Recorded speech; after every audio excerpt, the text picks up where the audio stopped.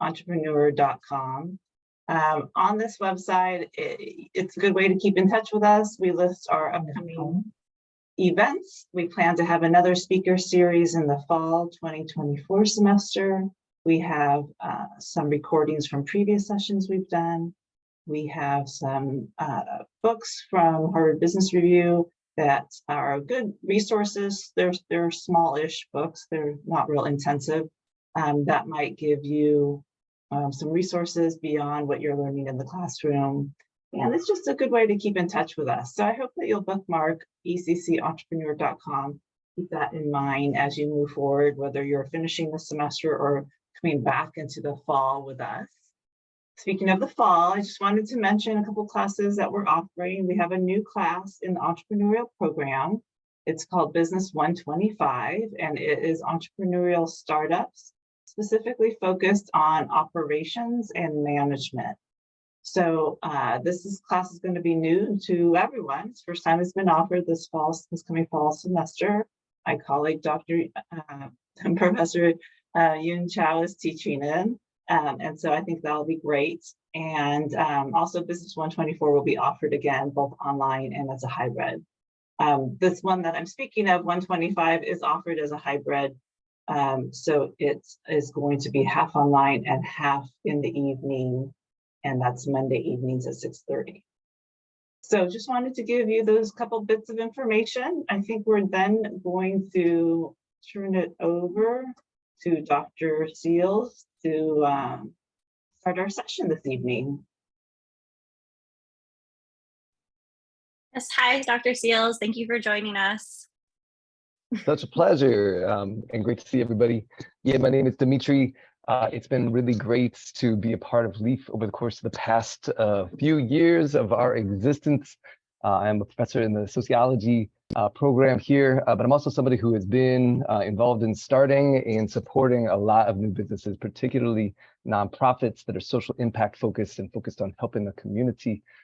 So yeah, I look forward to getting to know everybody. You know, I love interaction and I love team work. And so I'm gonna ask you if you can to get a little interactive with us because your voice is so deep and so important. Yes, so let me share my screen and let's get them. So here's my session, Strong Teams and Communications. It's something that I really love. I am tickled always to be able to talk about these kind of topics, and I really look forward to talking with you about them. So by the end of the session, and hold me accountable to this, write this down somewhere if you can, you're gonna have a plan for the first teammate for a business that you launch, shoo, and a structured agenda for your meeting with them. So we're talking about growing our businesses, and we're talking about building in strong systems of communication that value everybody's voice and are developmental for everybody who is involved in that beautiful venture that you have launched. So here's an outline of the time together. We're going to talk about overviews and visions. We'll talk about communication channels. We'll talk about what it looks like to grow businesses over time. But before I get to all this, what I would love to do is hear from you in the chat too, about who you are and the strength that you bring to the table. And I'm gonna ask you to speak up in just a bit too. But first, if you can, hit us in the chat. And Lord knows we're all like Zoom heads nowadays, so you can probably find the chat button. Your voice is super important. We look forward to hearing from you. Who am I? Woo! Well, I am a serial founder. I have founded several nonprofits and then several programs, both here on campus and in the community. So I'll talk to you for a bit about the Bay Area Urban Debate League and the Silicon Valley Urban Debate League, which are the big nonprofits that I founded that are freestanding. But of course, I helped to co-found LEEAF as well as what's called the Civic and Social Innovation Group on campus. So yes, please do, if you can, hit us with something you bring to the table. I'd love to know about you, about your strengths, your passions, insights, whatever it is, hit us.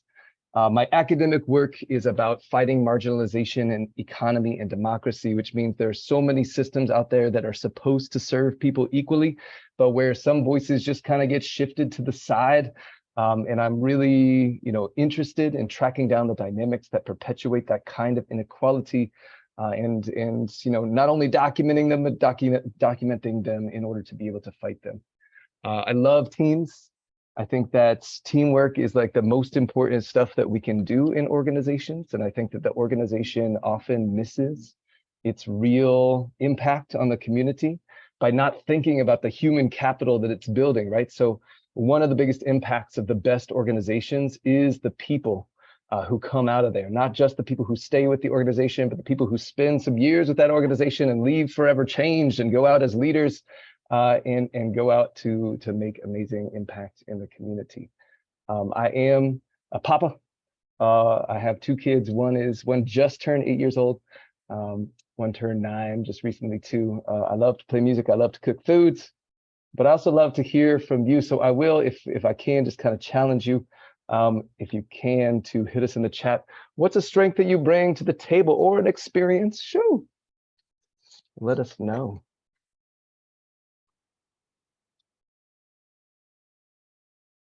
I got us started, guys. So let's see what you guys have. I know Carla, Marley. Oh, there we go. Everyone was just typing, Dr. Sales. No, yes, it takes a while, I know. Amazing, Beth. I love to hear that. Creativity and activity, love of nature. This is amazing. Fluent in 3 languages. What's up? That's awesome. Okay, what's up? I really look forward to the stuff that you bring to the table. And I'm going to ask you to think with us about a particular venture, something that you might want to launch into this world. So keep that percolating, if you will. Oh, beautiful. Yes, indeed. I love that. Yeah, okay, perfect. Thank you so much for sharing your strengths, your experiences. Let's dig in. Let's talk about what it looks like to build teams. Okay, so I want you, if you can, to write this down. We're going to talk about the difference between a solopreneur and an entrepreneur. And a solopreneur is what we think of when we think of like a side hustle. It's something that we own ourselves. It's just us in this world. It's us against the world. And I've been there. Let me just say, oh my God, have I been there? And I'll talk about my experiences founding a couple of different organizations. But I'm going to suggest that an entrepreneur is somebody who does not work alone. Sure. And somebody who is leveraging and building people around them as they go. And I will say to you too, from my perspective, this is one of the most important functions of an entrepreneur, to build teams, not only to advance their mission, but really to invest in people. And to the extent that that becomes a priority of the organization that you run, your organization will be more impactful and better sustained than ever before. So one thing that I'll note, and I'll tell you my personal story around this, is that it's very possible to be a solopreneur in spirit, somebody who feels like this is just theirs, even if you have other staff. And so I'll tell you the story of the Bay Area Urban Debate League versus the Silicon Valley Urban Debate League. So listen, I never thought I was going to found anything. And I was a teacher in Washington, D.C. And I got drafted into helping found their little debate team over there at the school that I was teaching at. And I was like, all right, cool, well, I'll do this, but I'm not going to go anywhere with it. And I really just care about students, and that's what I'm in it for. And then, I moved to the Bay Area. And I heard, as I was in grad school at the time, we had a really terrible principal come to our school, and I was like, okay, it's about time to dip. But I went to graduate school, and I got called up by this organization that was like, oh, you know what, we're thinking about, using debate as a way to get young people involved in political action and open up pathways to college success, all that good stuff. And I was like, okay, cool. Well, I guess I'll be a part of it. And so I was a volunteer for a long time on the program side. I was helping to train the youth and all that kind of stuff. And then I got drafted to actually help found it, right? So I was eventually became the executive director of this organization. But what happened is that, I was kind of forced into this entrepreneurial role. All of a sudden, like, there was this organization that depended on me. And from that, as many people do who care deeply about the organizations that they're trying to run, I was like, okay, this is my thing. And so, we did pretty well. We brought on some staff, and we had a bunch of volunteers and all that good stuff. but I had so much trouble delegating. I had so much trouble giving folks ownership over areas and tasks of the organization because it still felt like my baby. And what that did is it was a recipe for burnouts for so many of the folks that came our way. And so one thing that happened is that I got an opportunity to do it again. So we did like pretty well. People were like, oh yeah, you know, whatever, you could, you should come down here to San Jose and start something up that's similar. And when I started that, one of my biggest priorities was to not be a solopreneur. And I want to say it was like deeply spiritually, such a different experience for me and so much more fulfilling. And so I want you to, if you can, like really kind of think about, your journey as an entrepreneur as an opportunity to build something like a family, to build a structure that really cares about the people and really invests in the human capital of the people around you, because that's going to make it so much better for you. It's going to prohibit your burnout, and it's going to contribute to the legacy that you leave behind as the founder of that organization. Sure. Okay. Let's talk about what it really looks like to build some teams. Wait, hold up. Hold up. No, I have something I want to ask you. Which is this. Listen, I'm going to say it here. It's going to pop up on the slide in half a second, but I want to say it here first, which is to say, I'd love to hear from you live, if you can, using your actual real voice, one thing that you could imagine founding. Maybe you already have a business. You can tell us about that. Maybe you're thinking about founding a business in the future, and you could tell us about that. What are you thinking of creating in this world? Let us know.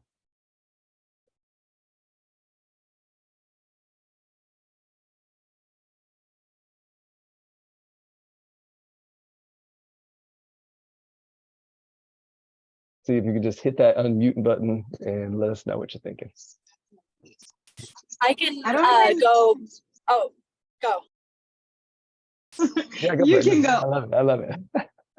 Sorry, I'm in the car, but I was thinking of, so I really enjoy helping people since I was a little kid, and I've always had back pain like my whole life. So and my mom used to do massage therapy. So like a way of like a portable massager that like you don't have to use manually, like you don't have to use, it's just like automatic.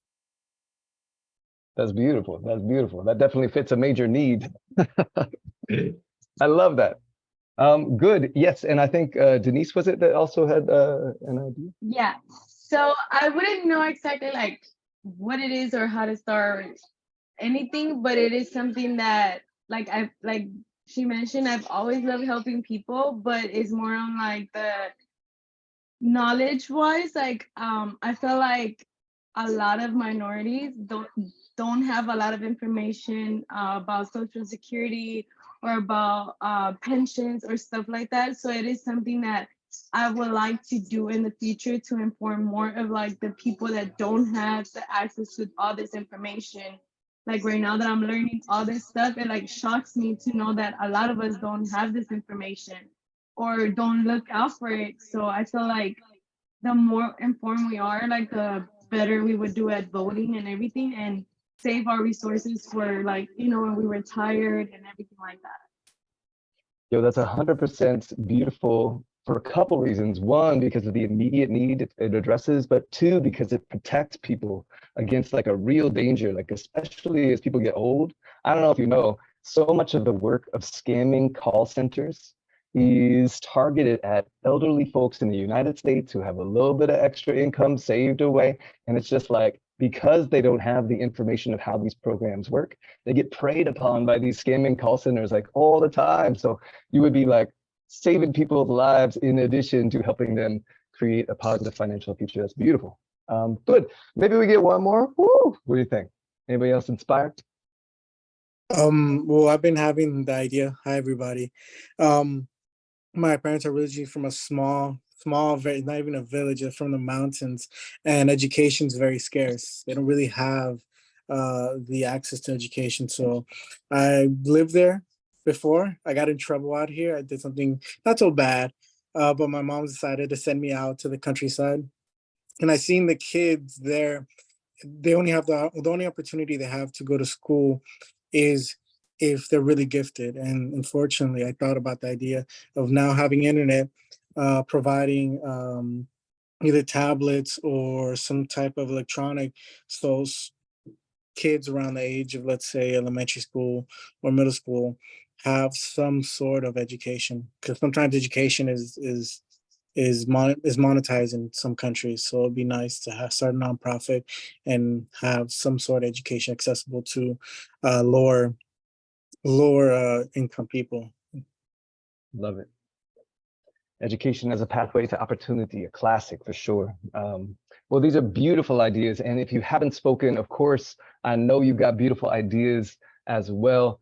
We're limited in our time. I'd love to hear everybody's ideas. And I want you to really kind of channel your passion, if you can, at this moment into thinking about, oh, wait, I see another one in the chat that I can give some honor to. Oh yeah, Beth, I love it.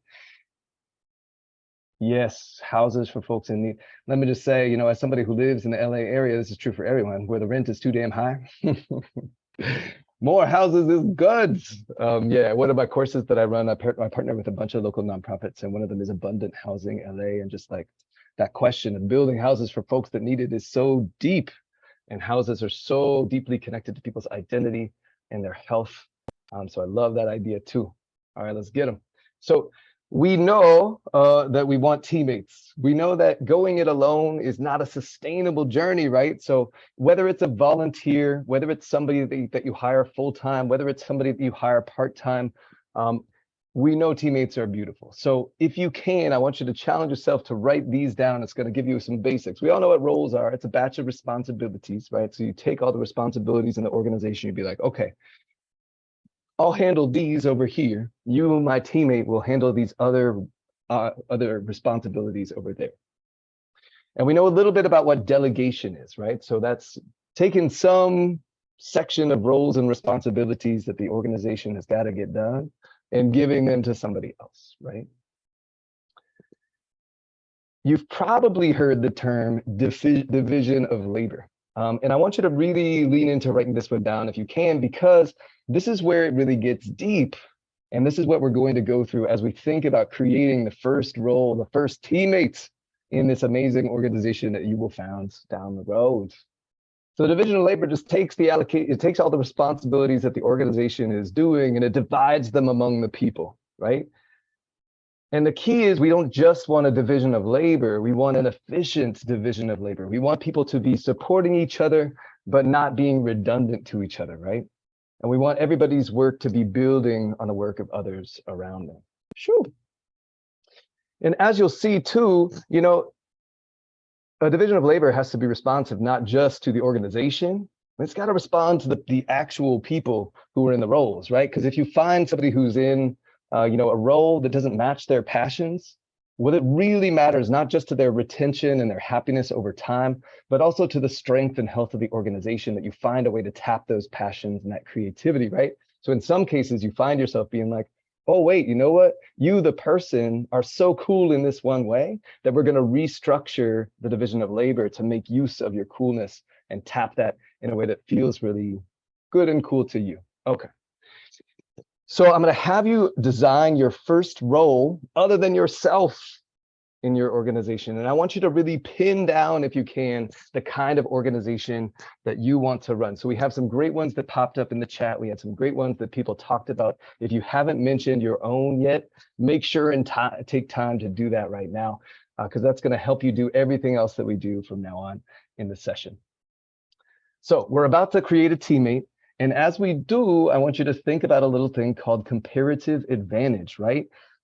Not everybody can be good at everything in the same way. And that's a lesson that I really had to learn as the leader of that organization back in the day. I was like, oh man, one thing that I love to do is just like hop into this role and hop into that role.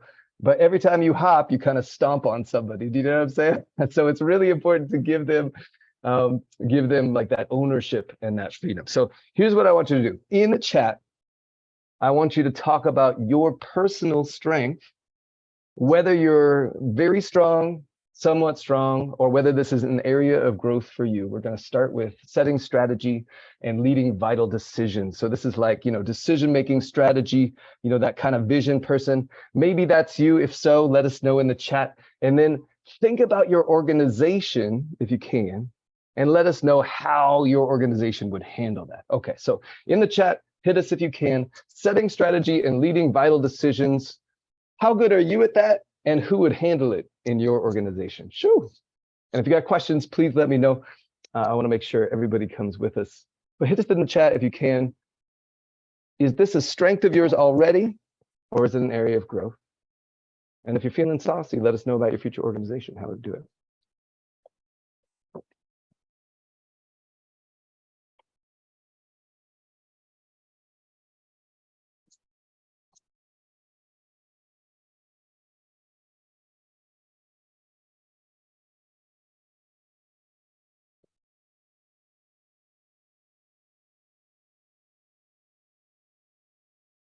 Boom, boom, Marley, I appreciate you.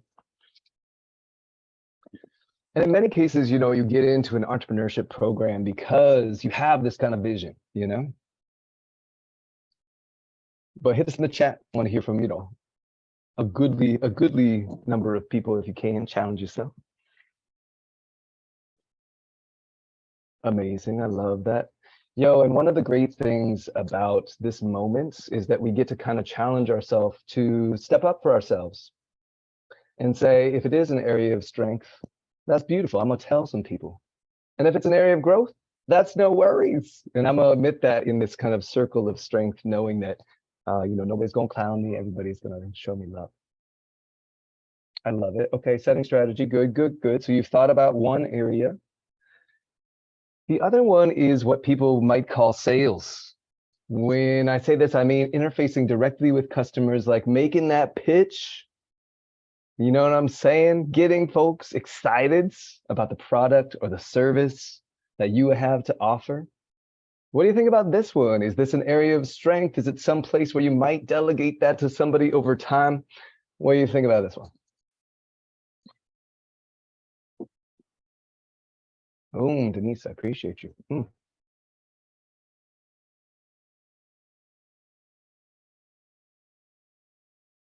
So yeah, what do you think about that question of, sales? It's not something everybody loves. It's not something initially that I loved, let me just say, and I've gotten better at it over time.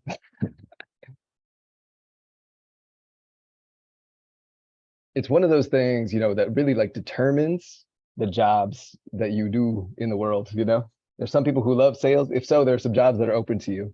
And if not, other jobs, Beautiful, beautiful. Thanks. I appreciate it. Yeah, what do you think?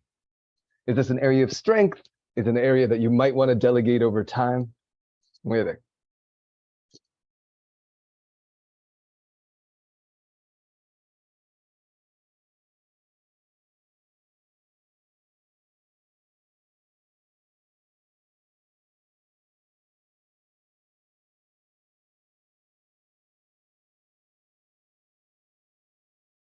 Boom, boom.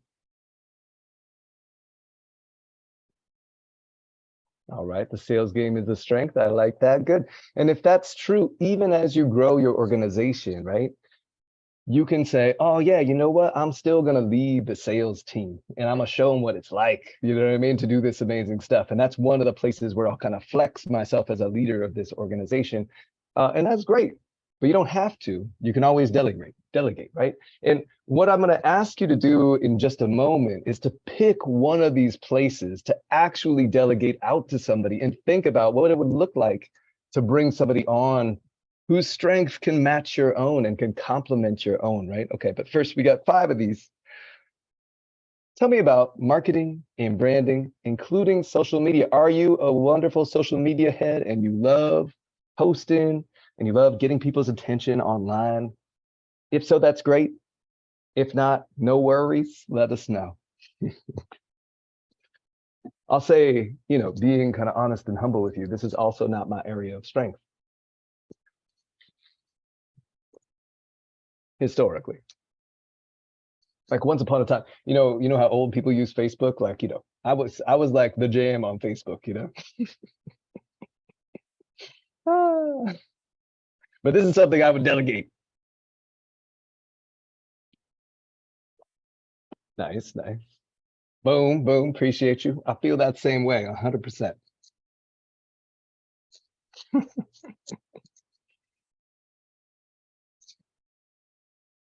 Oh, one thing I should say, which is probably known to everybody on this call, but I haven't actually said it out loud, which is this. If you want to, and you really should, it's possible to hit the chat button and then scroll back through and see all the beautiful things that people have said. And I really encourage you to, because you see the diversity of strengths that people bring to the table. And that's really good because it means that as we grow our team, we really can complement each other's strengths.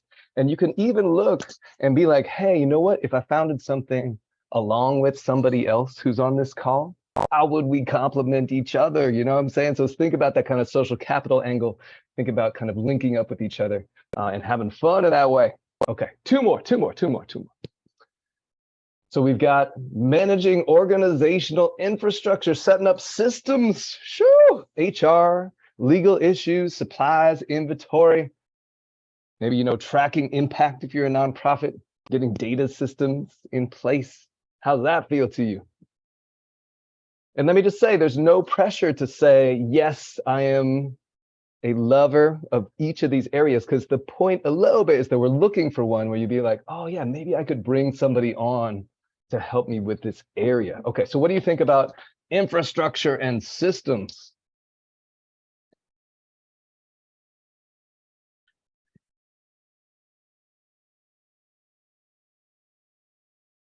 I love it. Yeah. And let me just say, your humility here, Marley, is beautiful. And that's exactly where you want to go when you're building teams is, where you're strong, let people know. And then where it's an area of growth, be like, okay, I'm humble about that. I need some help with that. You know what I'm saying? That is part of the emotional journey of building a team. Anybody else, how you feeling about the systems and the infrastructure? HR, human resources, hiring, recruiting, complying with regulations.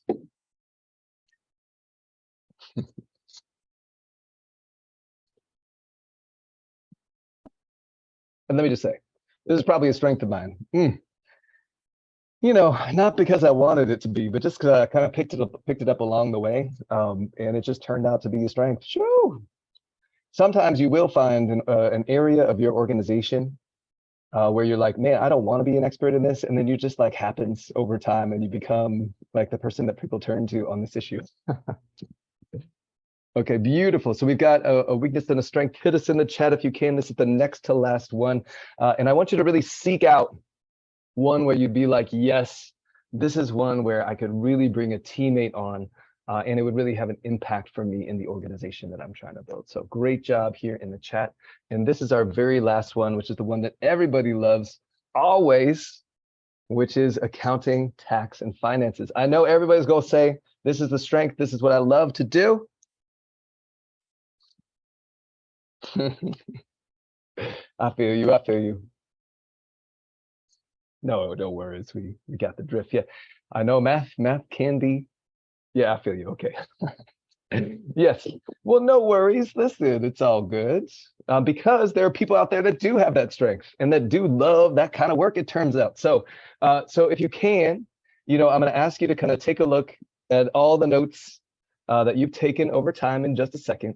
And I want you to remember that question of, we know entrepreneurs want to do it all. That's real. In my heart, I wanted to do it all for the organization that I found, especially the first one. I was like, yo, I need to do all this. I need to have ownership over the organization. But ownership is different from doing it all, right? And so I want you to kind of keep that in your heart if you can.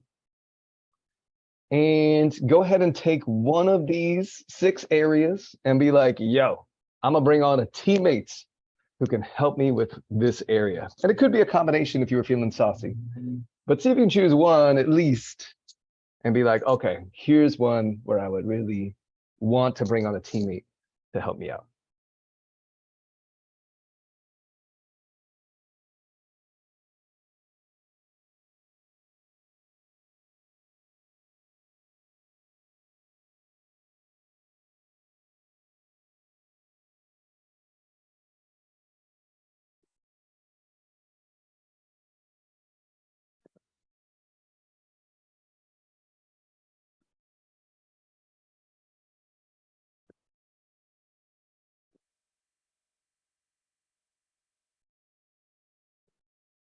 Boom, boom.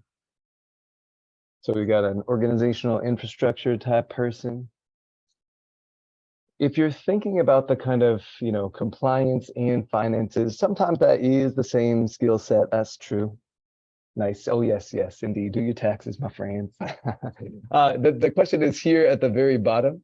Which is the most important out of these to delegate to your first teammates? And a little bit of why, if you can. So, and you can, of course, see the great examples from other people in the chat too. And you're really answering the question of what would your first teammate do, maybe?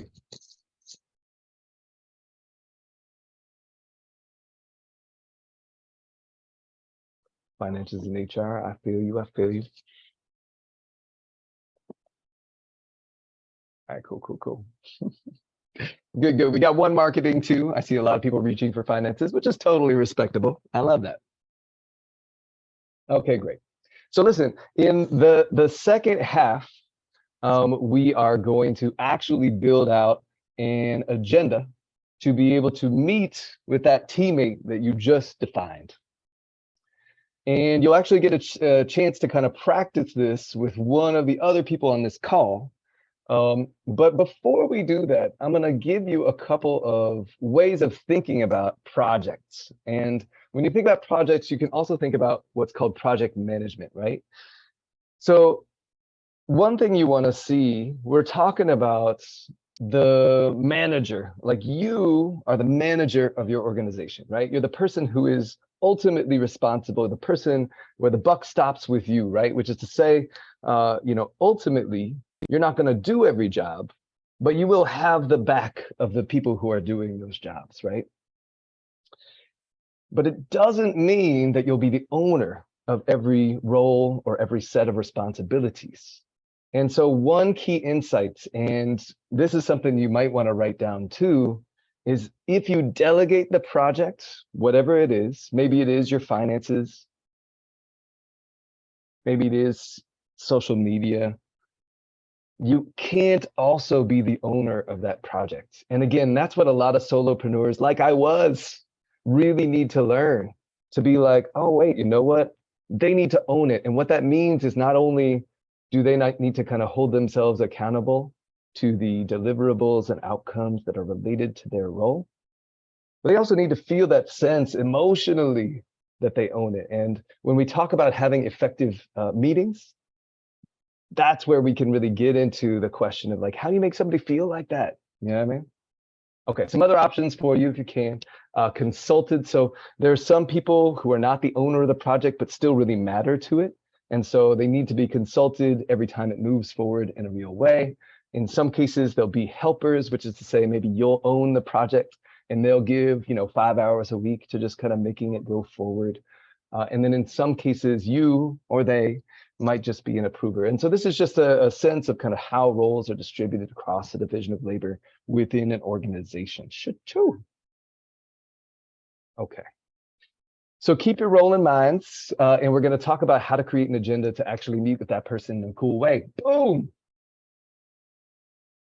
Powerful meetings and agendas. Okay, so listen, there are 3 kinds of meetings, 3 kinds of things that I want you to look for as we think about creating powerful meetings. And they are first, grounded. 1, that means, oh my God, if you look at an agenda and you're like, man, why are we talking about this thing? Then you should just strike it from the agenda. And that's the beautiful thing about entrepreneurship is like, you can do that. You know what I'm saying? If you look at an agenda, you'd be like, oh man, we shouldn't be talking about this. You can take it off the agenda, and you should. There are all kinds of people who have meetings with like repeated agenda items, and they keep talking about something and it's not interesting. It's not actually making anything happen that people care about. And so I want you to really use your power of agenda setting, because as an entrepreneur, you get to say, to focus agendas toward the things that really matter. Second, we want to look around in a meeting that we're in. And this is where, actually like on Zoom, a lot of times, I'll ask people to like turn on video, because it's so important to be able to read visual cues and be like, oh, okay, cool. Man, like here we are living in community, watching for each other, seeing where things really resonate, seeing where they don't. watching out for each other, watching each other's engagement, so key, especially when you get on a team with each other. That is a lasting team and a team where people really care about each other. But the last thing we're going to do and where we're going to kind of focus today is about action orientation. So every meeting should result in some actions. And there's so many meetings where we're like, oh man, this was a great meeting. We had this great conversation. And then we're like, oh, well, what did we do next? Oh, we didn't talk about that shit. It means that things don't get done. And so we'll talk about some strategies and some templates, even some tools to make sure that things actually come from the meetings that we create. Okay, so hit us in the chat if we can, or just shout it out. I want to hear about the most boring meetings you've ever been in. What makes meetings boring? What makes meetings like, oh God, I can't wait for this to be over, X, Y, Z. Yeah, what's it like? What are the obstacles, to goodness? Rebecca, let us know.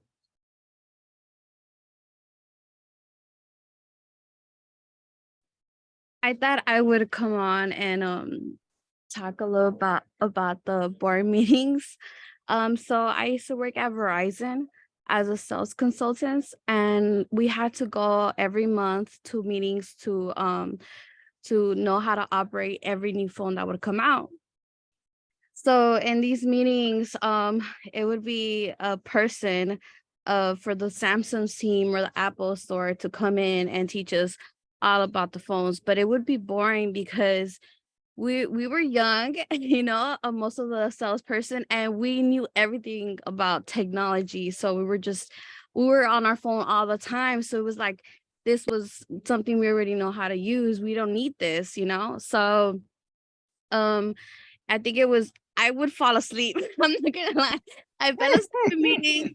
They took a picture of me, they sent it in our group chat, and yeah, it went around. But it was just like, I was like, well, I already know this stuff, and they really didn't really tell me anything because I was actually a good salesperson hitting quota every month. So I didn't get in trouble for that. But yeah, I think those are some meetings that are boring.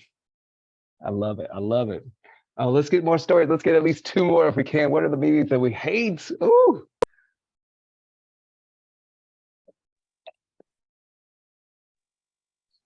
This is a very boring. I think I can't top the Verizon story, her last story, but I used to work at a warehouse and we had a 2-hour long meeting about people eating the peanuts from the packaging and us not stealing the peanuts, or some people. And we had, because it's some of this stuff goes to customers, so people were eating like fruits, and we're dealing with a lot of produce. You shouldn't even do it, but a lot of the guys at the warehouse will eat it. So we were stuck in a room for 2 hours with the president of the company, getting in trouble eating fruits and vegetables. So yeah, pretty boring. Yo, you can tell it's a bad meeting if the meeting itself is the punishment. Do you know what I'm saying? Like, oh, you did so wrong. Now you have to have a meeting with me. You know what I'm saying? What a great way to make people hate meeting with you. 100%. Yeah, and Beth, great example. Happens so many times in classrooms all across America, but really around the world, where somebody's just like, I know what a class is. It's just reading from slides with a monotone voice. Oh my God. Oh my God. Yes, good. Let's get one more story if we can. Very much love it. Bad meetings.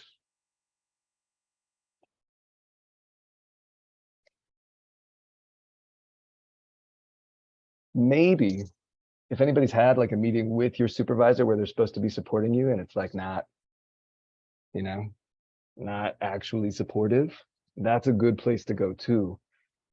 I don't know if anybody's had a bad manager. Sure. Oh, I have one. Go for it. So I used to work in freight forwarding, right? And it was great when we used to have just one manager and our supervisor. And I think our environment between all of us was great because we all understood each other. We all knew how to spread the work around and just get it done. But then they brought a new manager. So now we had 2 managers. And it was crazy because when we would have the meetings, it was like one was telling us to do one thing and the other one was telling us to do another thing. So it created a very, very frustrating situation when we were trying to get the work done, and we had the other manager telling us that we were doing it completely wrong after we had been trained to do it like that for the longest. So in that meeting, it was like just a lot of back and forth between them and us because of what they were trying to change, but it didn't look like it was a change to make it better. Rather, it was just more work for us and more stress for like all the employees in general. Yes, Like yes, yes. it was just so frustrating. Love it. So yeah, what we've what we've heard is just some amazing examples of violating these rules of meetings here. For instance, if you're talking about something that people already know, like the phones and technology example that we heard, man, of course people are going to be bored because you don't have an agenda that's actually grounded in what we need to discuss. If people are coming in front of you and their whole agenda is, I'm gonna punish you for stealing peanuts. Excuse me, I got so excited my earphone popped out. Of course it's not going to be an action-oriented meeting because the only action they want you to take is the lack of an action. They're trying to stop you from doing things. You know what I'm saying? So great examples. Really appreciate you 100%. Let's talk about what it looks like to have a better meeting than that, right? So when you're facilitating a meeting, there are 3 things that you do. And this is going to be you at the start. If you're the supervisor of a new team member that you bring on, this will be you at the start. So you're going to draft and manage the agenda. So this is going to be what we do in just a second. You'll be watching out for the people around you and making sure that engagement is real, right? Especially if it's a new teammate, you want to be really working those powers of listening in a deep way. And then in addition, if I can get my PowerPoint to unfreeze here. Still frozen. It's all good. Well, the next one it's going to say is to make sure that decisions get made and action items get written. What that really looks like is to make sure that every conversation ends with follow-up steps to happen right after the meeting, right? So, so many times we have these good conversations, we're doing the engagement piece so well, and then we forget to be like, oh, but what are we going to do between now and the next meeting? But that's kind of the whole point of the meeting from my perspective, is what happens not just in the meeting, but also after.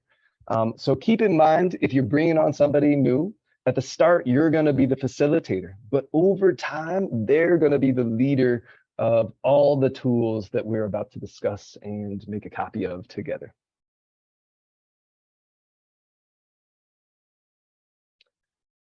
Okay.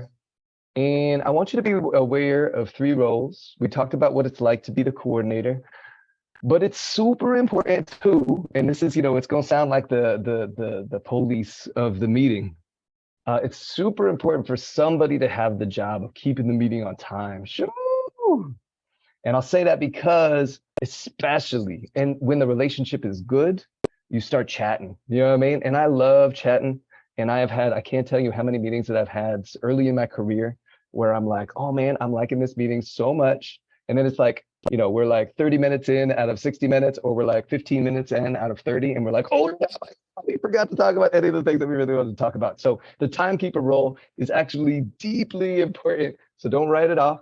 And then the last role, and don't sleep on this one either, because I can't tell you how many meetings that I've had where, we actually have a good meeting and we're talking about important things, but we don't write them down because we're like, we're going to remember this for the rest of our lives. You know what I'm saying? That's the feeling you get in your heart. And then 2 weeks later, guess what happens?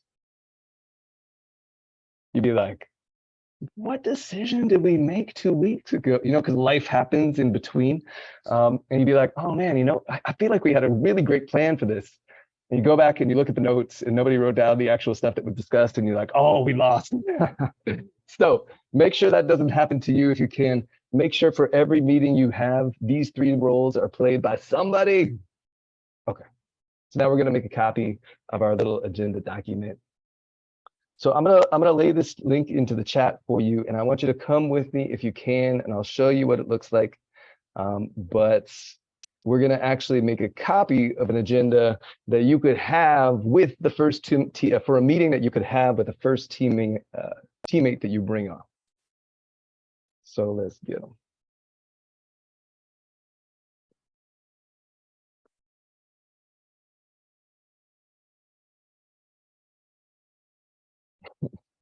I don't know if you can hear my daughter singing "You Are My Sunshine." Oh, kids, it's all good. Okay, cool. Here comes the document. So join us here if you can. Boom, boom. And see if you can open that up. I'll also share it on my side, but I'm going to ask you to make a copy of a very specific part here. So I've got it highlighted. Come with me if you can. I see we've got 2 people here with me, which is lovely. Oh yeah, we got 3. I like it. So you can click that thing in the chat. It'll take you to our little follow-on resources. The nice thing about this, you're going to see a bunch of kind of follow-up resources that are related to some of the things that we've already been talking about. So when we talk about comparative advantage, if you were like, what is that? There's an extra little sheet to help you out with that. There's a little guide on division of labor. That's all good stuff. But for now, if you can, oh, hold up. I got to update this link. Woo!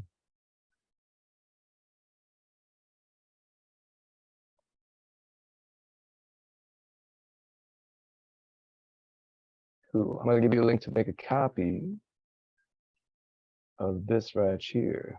So now you get to see how the sausage gets made, you know. All right.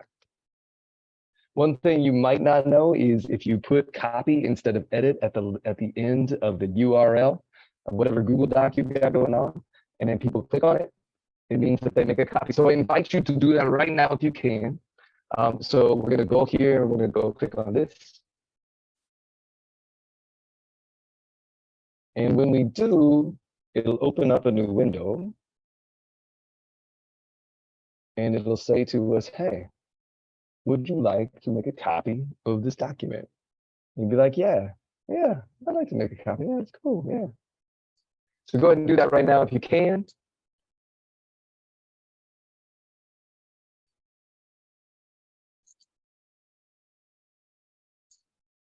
And as soon as you got it, what I'd love for you to do is to write the name.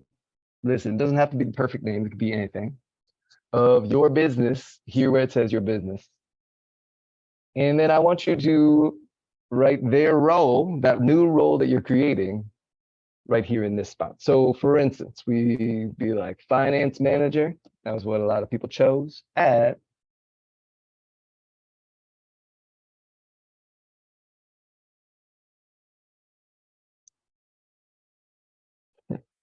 My Cool Biz Incorporated. Of course, you'll have a much better name than that. You know what I'm saying? But go ahead and write that if you can. And if you can, as soon as you can, once you've got this in front of you, hit us in the chat with a song recommendation, something you've been bumping to, something that might become somebody's summer jam. As soon as you got it in front of you, that's lovely. I'm gonna take you through it. But hit us with a summer jam or a favorite song of the moment in the chat so I know you're with us.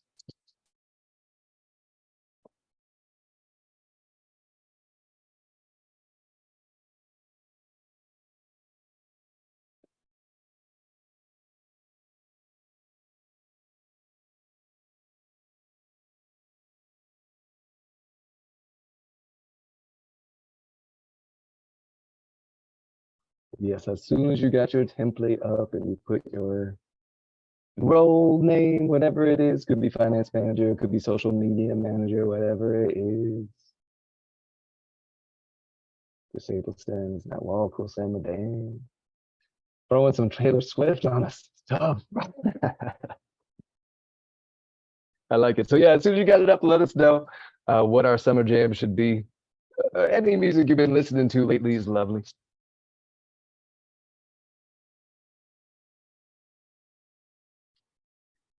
And as you do, I'll start to take us through what this agenda looks like and why we've made some of the decisions that we've made. So we actually use this or a similar thing for just about all the kind of serious staff that we bring on in kind of like, you know what, organizational roles inside of LEEAF. We can talk about what I mean by organizational roles if you'd like, but for now, if you can, we'll keep hitting this with, you know, your favorite songs, if you will, once you get this open. Because what I'd love to make sure happens is that everybody has access to this critical tool. Love it.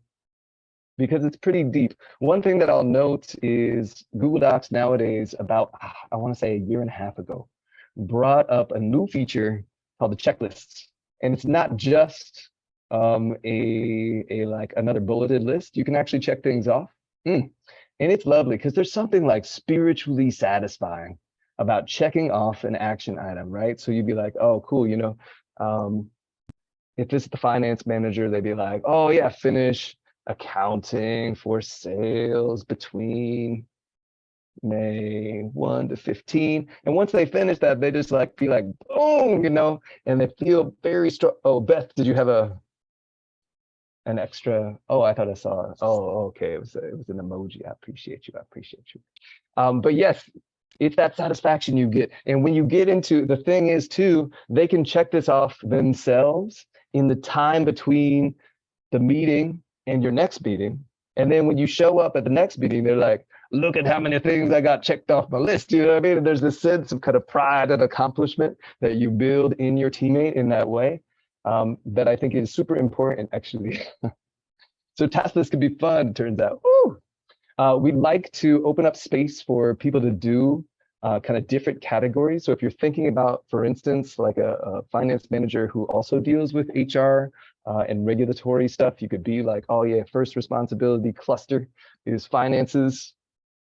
We're going to have some action items each week around that. But then we're also going to look at the question of human resources and compliance, whatever it is, you know what I'm saying, that you feel like they need to be focusing on the clusters of the roles they play and the deliverables they create for the organization that you've got. You can break down their action items. And a lot of times, you know, what you want to really prevent is the worst case scenario. The worst case scenario is they have this big, nasty task list where there's just a bunch of items that have piled up over the years, and it feels like terrible and disempowering. Avoid that at all costs, because that is not what the action item step is for. And when they check them off, this is a super crucial point, right? I did this, you know, whatever it is that they did, you know, you can bring it down into the past. The nice thing about this template too is if you click on any of these headings, it'll skyrocket you straight to it. So things that they did, so you can just paste down here and they have a record always that they did it. But the most important part of this is the actual meeting that you have, right? So we're going to talk about different kinds of agenda items, and it's going to be super crucial for you to have this because we're going to actually practice this with each other tonight. So of course, one of the things you want to build into your agenda structure is a little bit of love on the top. And I say that because it's so tempting to just dive in and be like, okay, let's get to business right away. But if you do that too many times, you start to lose sight of the fact that you care about each other. Do you know what I'm saying? And so one of the things that I really build in as a reminder, and we do this on the LEEAF team in total, is like at the top, something that connects you to each other and shows care. And of course, if there's anything that's an emergency, put it toward the top of the agenda, right? If you got to like do this or else, you know, you're going to die, toward the top, emergency item, right? And then we got some discussion items, decision items. We'll talk about those in just a second. And then a little space for wrap up, reviewing action items. You want to make sure the action items aren't just something you write on the top of their action items, but actually that you discuss them and you make sure that they understand what they are and they feel comfortable with them before you be like, okay, bye, see you. You know what I'm saying? Okay, one thing that's really helpful often is to have some priorities that are, you know, pretty current, but like, you know, medium term. So to kind of focus the work, right? Because a lot of times you get like, oh yeah, you know, I'm so excited about this one thing, but I lose sight of this other priority. So it's good to have a place where you just collect, hey, what matters to us? And then you could have some little guidance and extra resources and a place to put things from the past. Okay, so this is how this is structured. That's lovely. Let's put it in practice. Any questions before we do?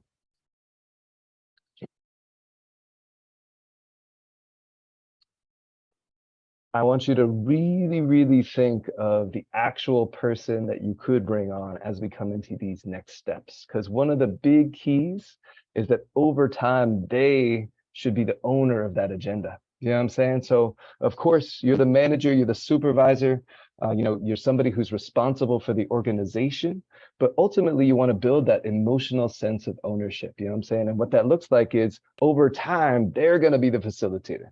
They're going to be the one who sets the agenda.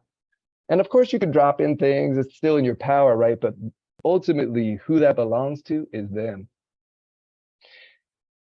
So try and put yourself in their shoes as much as you can and make a little space to be really honest with each other, right? So demonstrating your ability to be very candid and loving, but also mission focused is so, so key. Okay. So remember what we're fighting against. We're going to actually put this in practice. In a second, I'm going to ask you to put something on there that you would want to discuss with this new person. Shoo! But before we do that, I want to make sure that we know the difference between two like really vital kinds of items, right? Discussion items are just ones where we're like, oh, we're their backgrounds, their importance. We're, thinking about values. We're understanding each other's perspectives, but we don't have to get to a decision. We don't have to decide anything. And it's a big difference between that and the decision item. And it's super important to be able to, especially early on, kind of mark the difference. As we start this conversation, we'll know, well, we have to decide on this in 5 minutes. You know what I'm saying? Or we don't. And this is just a good conversation. We'll have some 5 minutes, and then later on, maybe it'll lead to a decision. Who knows? Okay, so if you're just talking about the needs that you see in the community, whether it is needs for massages, or whether it's needs for educational opportunities, or whatever else it is that you guys see, what kind of agenda item is that? See if you can hit us in the chat.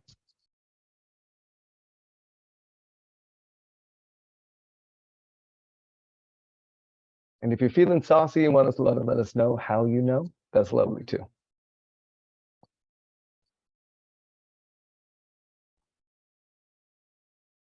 So if you're just kind of, talking about the needs that you see in the community,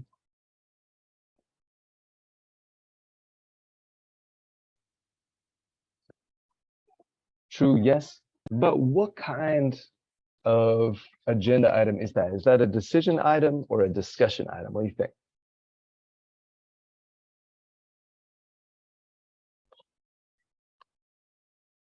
And the key question to ask yourself is, do we have to decide something in order to win?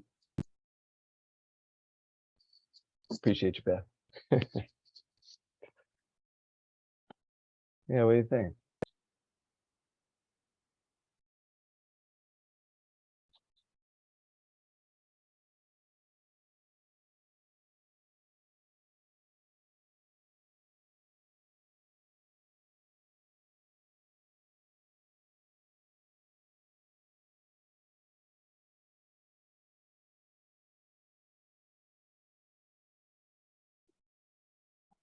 Cool. And if you got questions, let me know too. But I want to hear, what do you think? Decision item, discussion item. There's no wrong answers. No one will clown you ever. Beautiful, beautiful, beautiful. Yes, it's a discussion item for sure, because you don't decide yourself what the needs of the community are. They're just out there. You know what I mean? You're trying to learn about them. You're trying to share your perspectives on them. You're trying to get as close to that deep understanding that we want as you possibly can, right? So that's lovely. And just for example, a decision item based on that, like once you have that discussion, then you can make some decisions based on that new understanding that you create through discussion. You feel me? So in many cases, a decision item is going to come after a discussion item, because discussion is about exploration, it's about learning. And then decision is like, okay, now that we've explored, what can we do? So for instance, if you have this conversation that's like, yo, how do we adjust our strategy to meet the needs that we see in the community? Well, that's a decision, right? Because you decide, yo, what are our action steps from here? So here's what I'd love to challenge you to do. Open up that copy of the agenda that you made, and I want you to drop a discussion or a decision item on the agenda. And so I'll show you what it's like to actually do that. So boom. Let's say we're talking with somebody who is our finance person. Shoo! And I'll be like, well, hey, you know what? With a finance person, I need to discuss what is the state of our revenue versus our expenses. But of course, based on that, you can have a discussion that leads to a decision, right? You'd be like, oh yeah, based on our financial situation, what is the most important investment we can make? Okay, so here's my challenge. I want you to hit us in the chat after you, I want you to paste it in your agenda if you can, but hit us in the chat with a discussion item or a decision item that you want to have with this new person that you bring on, with this teammate who's going to help you grow this beautiful business that you create in this world. Shoo.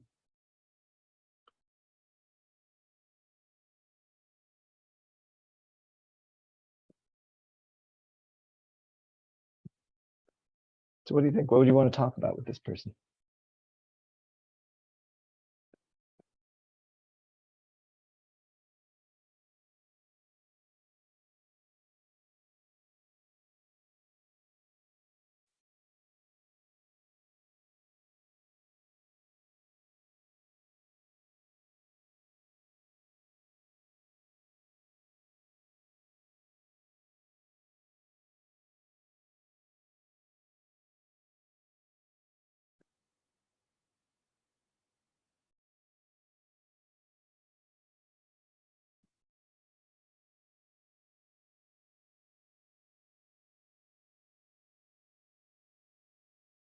And if you want to just shout it out, that's lovely too. But let us know.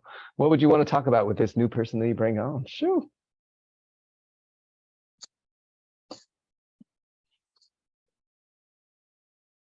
Boom.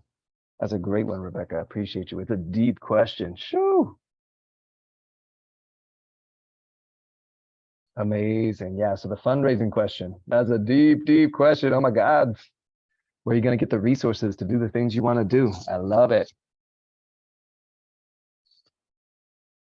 Amazing. Of course. I love that. It's a great discussion.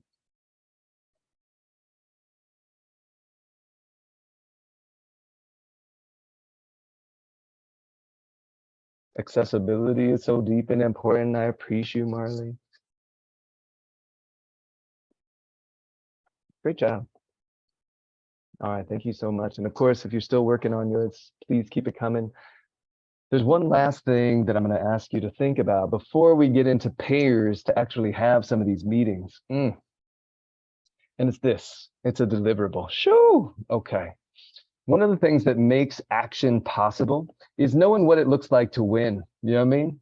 So when we talk about deliverables, one of the things that's super, super important to get a sense of is like what people can do to show that they're doing amazing work. So if it's a financial manager, you know, they can deliver you a financial report. They can deliver you some taxes that they just turned in, you know what I'm saying? If it's a social media manager, they can deliver you a campaign complete with 5 posts. If it is an HR person, they can deliver you some new amazing recruits to help you out in various ways, right? So deliverables depend on the kind of job that somebody's doing for sure. I want you, if you can, to hit us in the chat with the last thing I'll ask you for in the chat, which is this. One deliverable, one thing that they could give to you where you'd be like, oh yeah, you are doing your job right. One thing they could deliver to you.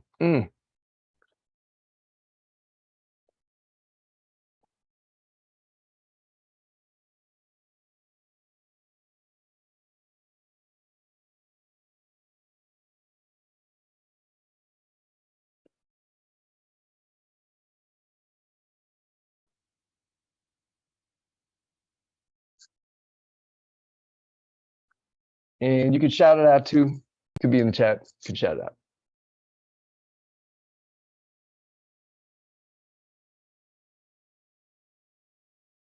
Boom. So maybe it's a connection to a new person. I love that. You can really tell either they have that person or they don't. You know what I'm saying? Woo! Sense of trust. That's a tough one. That's a tough one because it's almost impossible to measure. Sure. Now, for instance, though, if you were like, you can show your sense of trust and your determination to succeed by, you know, writing a short memo about how you want this organization to move forward or something like that, that could be a nice kind of measurable, you did this, so we know you're doing good.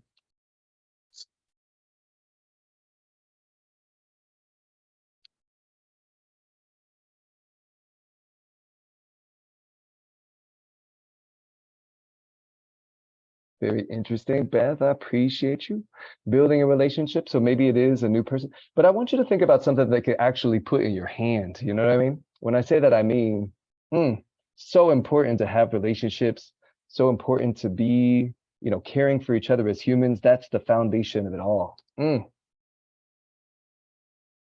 Nice. But yeah, if they recruit somebody new, that's something you can tell. You can tell they did good. Amazing. All right, that's great. So good. In just a second, I'm going to have you practice having a meeting with each other. Sure. And I'm going to give you a trick to do on Google if you can, on Google Docs if you can. But before I do, I want to remind you that the point, in so many ways. And of course, I want you to remember part of the point of meetings for sure is like building that relationship, building that trust, knowing that you've got each other's backs. But another big part of it for sure is having actions that come out of it. So in just a second, I'm going to ask you to have a meeting with another person in this group. So I'm going to split us up into groups of 2. And I want you to do 3 things. I want you to talk about the role you created and the mission of the organization that you brought to the table. I want you to decide one way you could support each other in the weeks ahead. And then finally, I'm going to ask you to, and this is, only if you've got Google Docs open, but I really encourage you to, and I'll show you how this looks. Because it's a really fun thing to do on this template, is to assign each other an action item to follow up in that way. Okay, so here's what that looks like. It looks a little something like this. So let's say, this is good because it's human resources. My action item is to, I don't know. So reads your final projects and respond with some hot feedback. The nice thing about this is that with anything you select, you can go to add comments. Shoo! You kind of want to give this a look if you can, because this is a good trick for the future. You go to add comments, and you'd be like, this one's mine. And then if you go at, and you, for instance, I'll just do myself, and you assign it to yourself, then you'll get a little opportunity, in your inbox. It'll be there for you. And then when you show up to this and you completed it, you get that same feeling. You'd be like, oh, yes, check, boom, did it. You know what I'm saying? So if you want to go above and beyond, you can do that assign thing. It's very fun. You get like a little rewards in your inbox. But for now, if we can, I'm going to open up some breakout rooms. And I want you to do this with each other. If you can, we'll have 5 minutes. So share a little bit about the role you created and the mission of the organization that you're building here. We'll come back in 5, we'll debrief, and then we'll sign on out. So let's get them.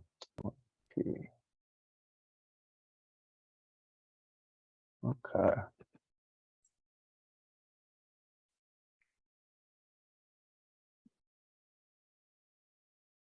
Okay, so Good with let's the see. breakout rooms, Dr. Seals? Yeah, is it all right, Beth, if you're in one as well? Is that okay? Yeah, that's it. Awesome. All right. So here we go. Enjoy.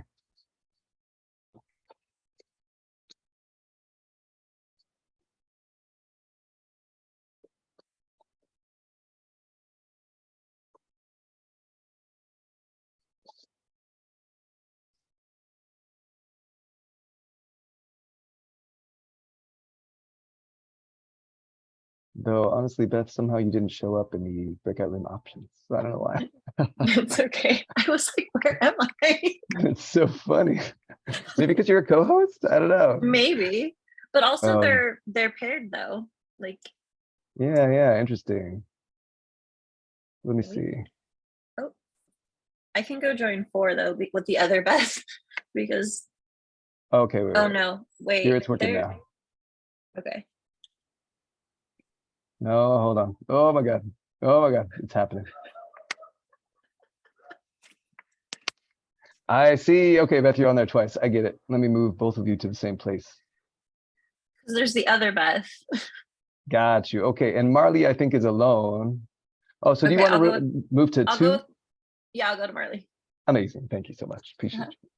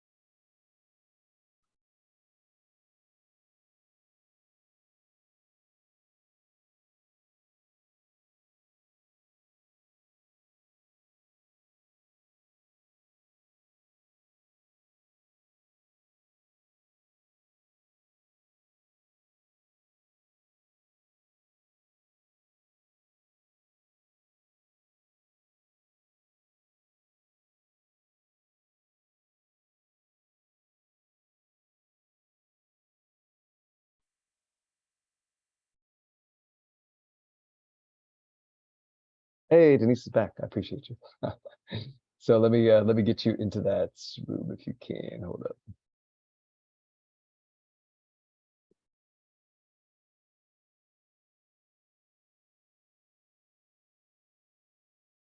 Oh, nice. Anuta, I appreciate you. 1 second.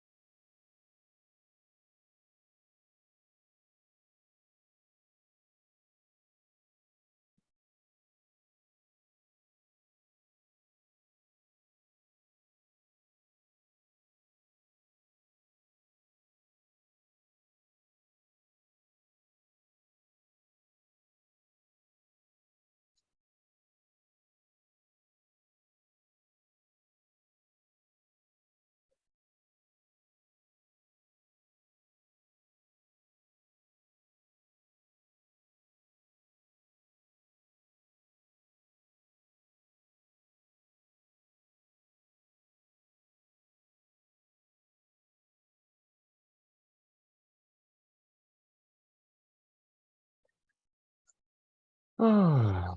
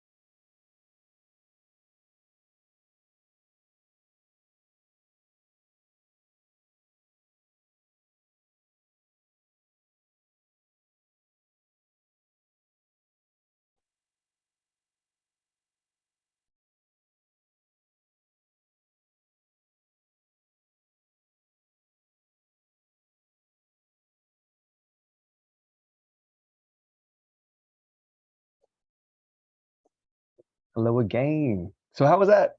Let me know. What'd you think? Was your teammate cool? Were they stinky?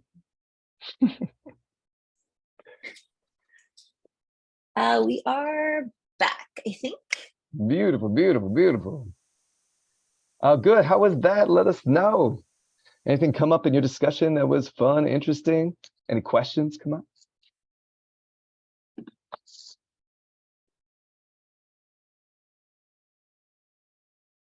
Ooh, let me ask somebody. How about Beth? How was it?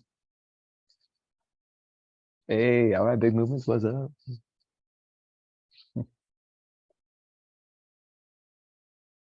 Oh, I guess I mean Beth Wang. Ooh, beauteous, beauteous. Yeah, but tell us any interesting things come up. So if you want to unmute, not necessarily any individual, but let us know. How'd it go?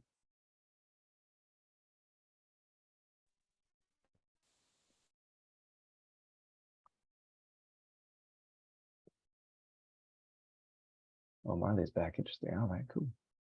Good, good. Well, no, but I'd love to hear. I really would. What did you discuss? What was interesting? What was interesting about your partner? What they're up to? Well, I had Rebecca, and she wanted to start an undergarment business here in LA. And I was a little bit on the opposite side of going internationally, providing, supplies. But she had a great idea in regards to making a movement within a community and having opportunities for young people to collaborate with their business. So it was very good. very, very insightful. Definitely, I learned a lot about the undergarment business. Hey, that's super exciting. Appreciate you. Good. So listen, if anybody else is inspired to speak a bit, I love it. But yeah, as we close out, I'll remind, it's so easy to fall into, because, and you get this as a really great example of what you were just saying, right? Like, even though, the business ideas that we have, the venture ideas might be super different, solopreneurship versus entrepreneurship is deep, and entrepreneurship as a kind of community movement, is a state of mind. And so you can have entirely different projects than somebody else and still be able to find a deep, beautiful connection in a way that you can support each other over time. And I think that's an amazing example of that. So be thinking about ways to bring this forward, be thinking about ways to make it not just about you, but about the entire community. As we close out of this session, let me know any questions, any thoughts. Hit us in the chat with how you're feeling. Whatever you want to close it out is lovely. I'm here for you. But I challenge you, if you can, hit us at least in the chat, but also if you want to shout out something, that's lovely as well. In our final moment here. Thank you, Marley. Appreciate you. Thank you, Beth. Yeah, let me just say, I really love hearing your ideas for the great things that you will create in this world. It's very exciting. And the energy that you bring and the passion that you bring, do not lose touch of that and spread it over time. That's what this is all about, is like sharing that passion with others and help them get on a team in a way that really benefits them. So I appreciate you guys so much. I guess I will say, one advice you can give not to do for people starting a business. One thing that I am reminded of from time to time is this, that it's possible to start slow. And one thing that, of course, we want to be very ambitious, and a lot of people are like, yo, I'm sick of my job as it currently exists, and I want to just like go balls to the wall and found something new and make that my full-time project. And I'll say, if you have a bunch of supporters and a revenue plan, and you see a pathway to doing that, I love it 100%. But remember that it's possible to build up to that in bits and bytes. And when I say that, I mean, probably a lot of people on this call have a side hustle or know somebody who has a side hustle. You can do something and try it out as a side hustle for a while. Build a crew, right? Because, you don't have to be full-time to be a manager of an organization. You can manage and you can bring people on board who are either volunteers or teammates who are earning money along with you as you go. And then see if you can build the infrastructure and the movement and the passion to be able to sustain it as a full-time job. So I guess my one piece of advice is, remember, you can take it slow as you go on this beautiful journey of entrepreneurship. All right. Well, I appreciate you. Great question. And thank you for all you do. Great to see everybody. Follow up, I'll put my email in the chat here if you got any questions, if you got any follow-up. If you want support down the road for your great ideas, just let me know. I got your back. And thank you for all you do. Thank you so much, Dr. Seals. As always, an inspiring and amazing session. Thank you guys again for participating. I loved hearing all of those ideas too. I hadn't heard them in the past week, so it was really awesome to hear that. We are going to take a quick break, 20-minute break, and then we're going to head back at 7:45 for our student entrepreneurship panel. So come back with all of those like burning questions that you guys have, and just be ready to hear their personal stories and journeys about how they, were an entrepreneur while they were with a student, how they launched while they were with a student, and how they launched that business. And then we will just close our series after that. So go ahead and head back to break or out to break, and I'll see you guys in 20. Okay. Thanks so much, everybody. Have a good one. Bye, Dr. Sills. Bye. Hi.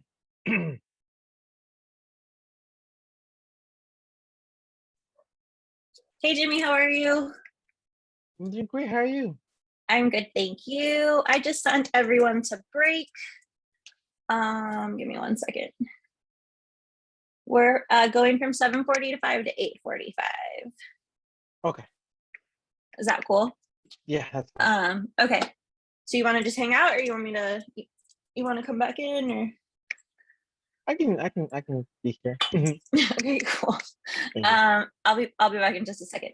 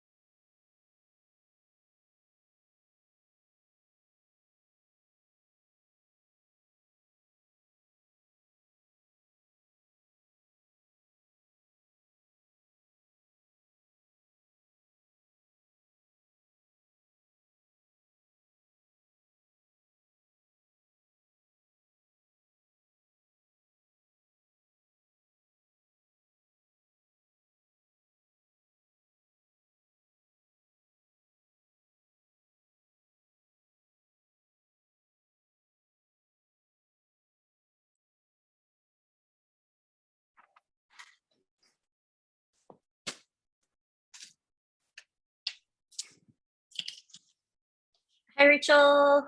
Hi, Rosa. Hi, Tony. Jimmy's already here. We're on break, so we have about 7 more minutes, just to let you guys know.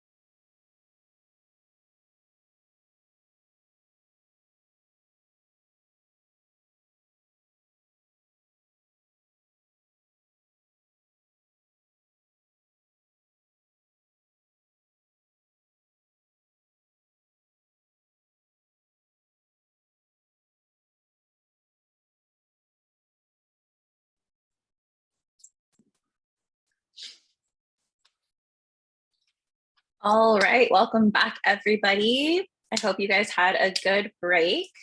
If our session's going to go a little bit longer than we had the last few weeks, but I think it's going to be well worth it.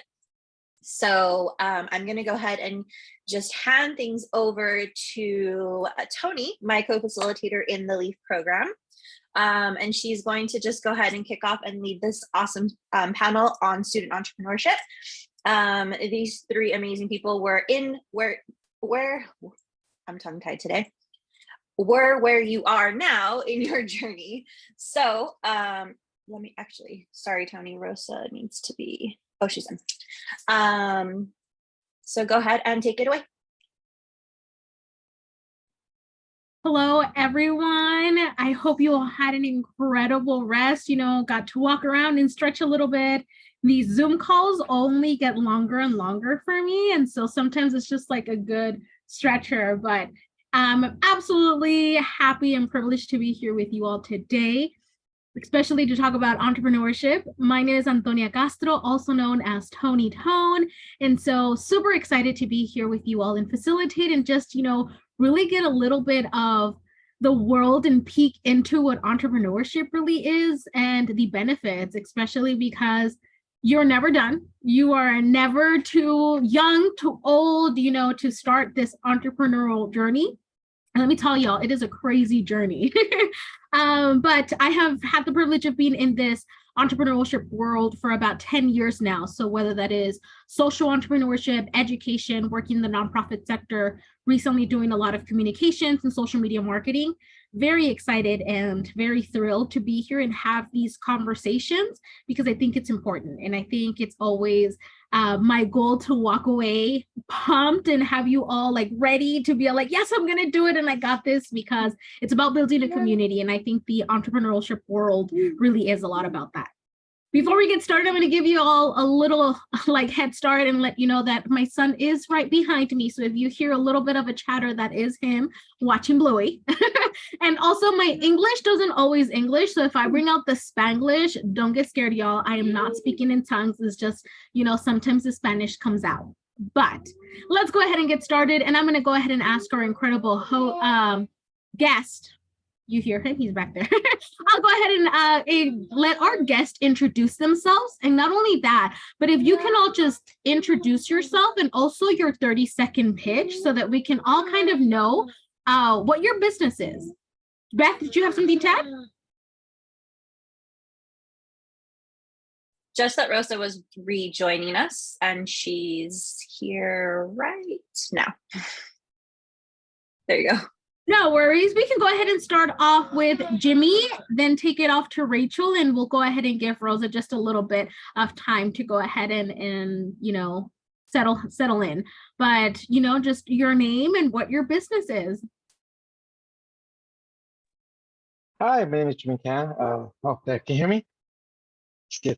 Hi, my name is Jimmy Can. I got a business administration transfer degree from LEEAF, and then I got a business administration degree with an option in entrepreneurship from Casa LA. I have a social venture that I started with my wife. We're called Artist Collaboration Experience. We started this venture by winning a pitch fest last year held by Long Beach. And we bridge gaps to artist space. So we're a social venture. We help artists by providing funding. We help them find manufacturing roles. We provide workshops, and we basically want to create a world where artists don't really have to struggle as much to get their artwork out there for people to see and buy. Yeah. That is incredible, because I definitely believe that we are now in a generation where we really do start to understand the power of art. Whether when I was younger and going to high school, I feel like the arts were the first things to always be cut. And so I think that now as we get older, that creativity is really oozing out of us. And if TikTok has shown us anything, is really during COVID, people had the opportunity to really showcase all of that talent. So props to you. Love it. Love it. Rachel. Hi, everyone. My name is Rachel Littell, and my business is Gotta Go Foods. I actually just graduated from Cal State Fullerton with my business degree last year. And I had this idea because in my last semester, it said, if you have a solution to a problem, then you have a business. And about 20 years ago, my daughter was having issues with constipation. And I figured out natural ways and snacks on how to help her. And then I ran a daycare for 11 years, and all of my daycare kids had the same problems. So I was able to test out all these snacks, see what worked, see what didn't, see what they would eat. And then it dawned on me, I should make these snacks and start selling them. So that's when I came up with Gotta Go Foods. Oh my gosh, you are going to be my lifesaver, and I need this now. Not only my son, but I also think that that is like genetics, because my mom has suffered that all her life, and so have I. But my son was also diagnosed with Down syndrome when he was born. So that's one of the biggest issues. Like, and it hurts him. And as a mom, it's always so sad to like see him cry simply because, you know, he has to release himself. So if it is snacks, he gets it from his mom. We eat all day, every day. So absolutely love that. And I also think when it comes to entrepreneurship, when there is a why, it's always going to succeed. So, you know, having that passion behind it is amazing. Thank you for sharing. I'm so excited. So bringing so many great people. Rosa, we welcome. We're just getting started and really just introducing your name and what your business is, your 30-second pitch. But for everybody listening, please feel free to react, to clap, to show those reactions, making sure that y'all are still there and we're not boring you all. And, you know, I'm going to go ahead and keep an eye on the chat, but also underneath your screen, there's sometimes the opportunity, you know, to ask a question, but please feel free to be involved. Want to make sure that this is as interactive for everyone, and everyone is getting bits and pieces from this. But Rosa, please introduce yourself. Thank you. Apologies for being late. So my name is Rosa Maldonado, and I'm a current graduate student at Cal State LA. I am also a mother scholar in academia. I have a 2-year-old daughter who is onboarding this journey that is graduate school. So that's kind of where my entrepreneurship kind of came to flow. As a mother scholar, I recognize someone going into academia is not going to be paid well. So how can I utilize such methods such as social media in order to kind of promote a business, market it, and also expand into a need that there is. So I kind of followed the trend of academic influencers to kind of embark on this journey. And my business is called Fierce Parenthood. It is a social enterprise. I'm trying to get it on the runs. And again, it's more to support non-traditional students in academia, in particular student parents, and just kind of taking a holistic approach as to how can we create a culture of care that also recognizes our intersectional identities throughout this. So that's a little bit about me and how I came to found Fierce Parenthood. That is beautiful. And I want to let you all know, because I can't see your faces. So for our audience, I don't know how like young or older you are all, but I think that it's really beautiful that, you know, entrepreneurship has different faces, and entrepreneurship is never the same for anyone. And it is beautiful to hear the journeys of whether you are parents, whether you're single parents, whether you're younger, you're older, your ethnicity, your culture. This is your story. And I think it's very beautiful to really have the opportunity to not only build a business, but, you know, tell a story through everything, you know. And we've kind of heard bits and pieces of why you started your business, you know, but really I want to cover like the why moment of like, why are you doing this? And, you know, what true impact are you all trying to make? Because for a lot of y'all, it really is, you know, social entrepreneurship where you're really trying to give back. And I think not only as a teacher, but as an entrepreneur, that is my goal, to always teach my students and, you know, educate my people about, it's not just about making money, because we have enough of that with the corporate world of making money out of our stories, our culture, our colors, and our pride, but not giving back, right? And so for you all, what is so important and what is your why and the impact that you really want to make? And, you know, I've heard a little bit about it but like Rachel, what go ahead and let us know, what is your why and the impact that you really want to make with your business? So I wanted to start a business for the sole reason of when I hire employees, I would want to give them some equity. I would want to give them good benefits and good pay to help people that either need a second chance or single parents, to help break the cycle of poverty. And then when I thought of this idea, and I know how, because I actually in my daycare specialized with kids with special needs. So I know exactly what you're talking about. And honestly, most girls have this problem. And so I've been helping people for 20 years. And it sucks when you're full of it. So I feel like I just kind of doubled down and I can help more people that way too. Absolutely. And not only that, but I think it's like you're saying, right? It's not just about making money, but creating that impact, right? And that support system. So that is truly beautiful. For our audience, I see a couple of y'all. Does anyone here actually have a business? Give me a thumbs up if that you are all like either have a business or the idea. You don't have to be fully launched, but I just kind of want to get that grasp of how many of y'all are actually doing it. And while our audience is here reacting and sharing and making sure that they're there, Jimmy, what about you? What is your why? Very early in my life, I remember reading a book, and in it said the words American dream. It was about the American dream. Ever since then, that was my goal. My goal was to have an American dream. You can't really define it, but that's my why of doing. Why am I doing this specific social venture? I like business, and for the last 5 years, I've actually have worked in nonprofits. And while I really like nonprofits, I like a business structure a lot better. So through my learning and studying, I found out social ventures are a thing, and there's some very good, some very great, amazing social ventures.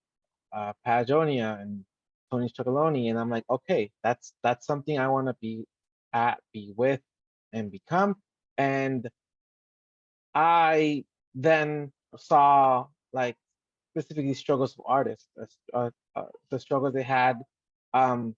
This idea began somewhere around when AI started really gaining popularity, specifically the artist AI, and then some companies started using artist stuff. And this year has been very bad economically for a lot of people. And I'm like, well, maybe I can help and do something, because I noticed that some artists love art. They love art so much, they hate the business part of it. And if I come in and be like, hey, maybe I can help you, and leave some of the business part of it, we can succeed together. So that's the one.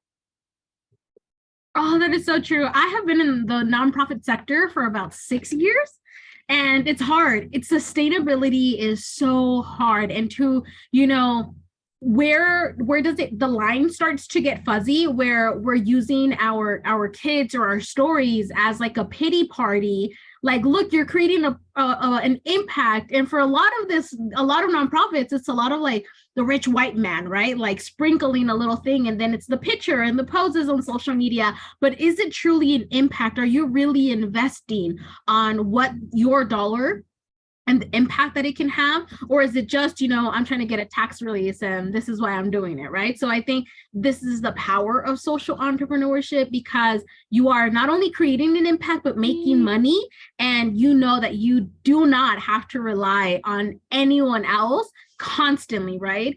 And that's beautiful, because this is why the grants exist, and this is why there's so many loans happening, and why we really start building a community to empower each other. But I do think that is beautiful and so very true. Sometimes you start doing something out of passion, and then it starts to get blurry with the money and the economy and the customer service, because I've dealt with them. You're like, I don't know if I like you enough to help you anymore. But yes, it's really hard to do something that you love and, start to get tainted with the aspect of doing it just for the money. But Rosa, please share, what is your why and, the impact that you're truly trying to make?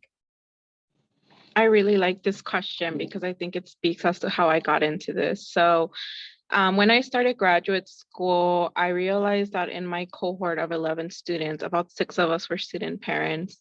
And unfortunately, higher education, even I could say this today, still doesn't have the necessary resources to support non-traditional students and student parents.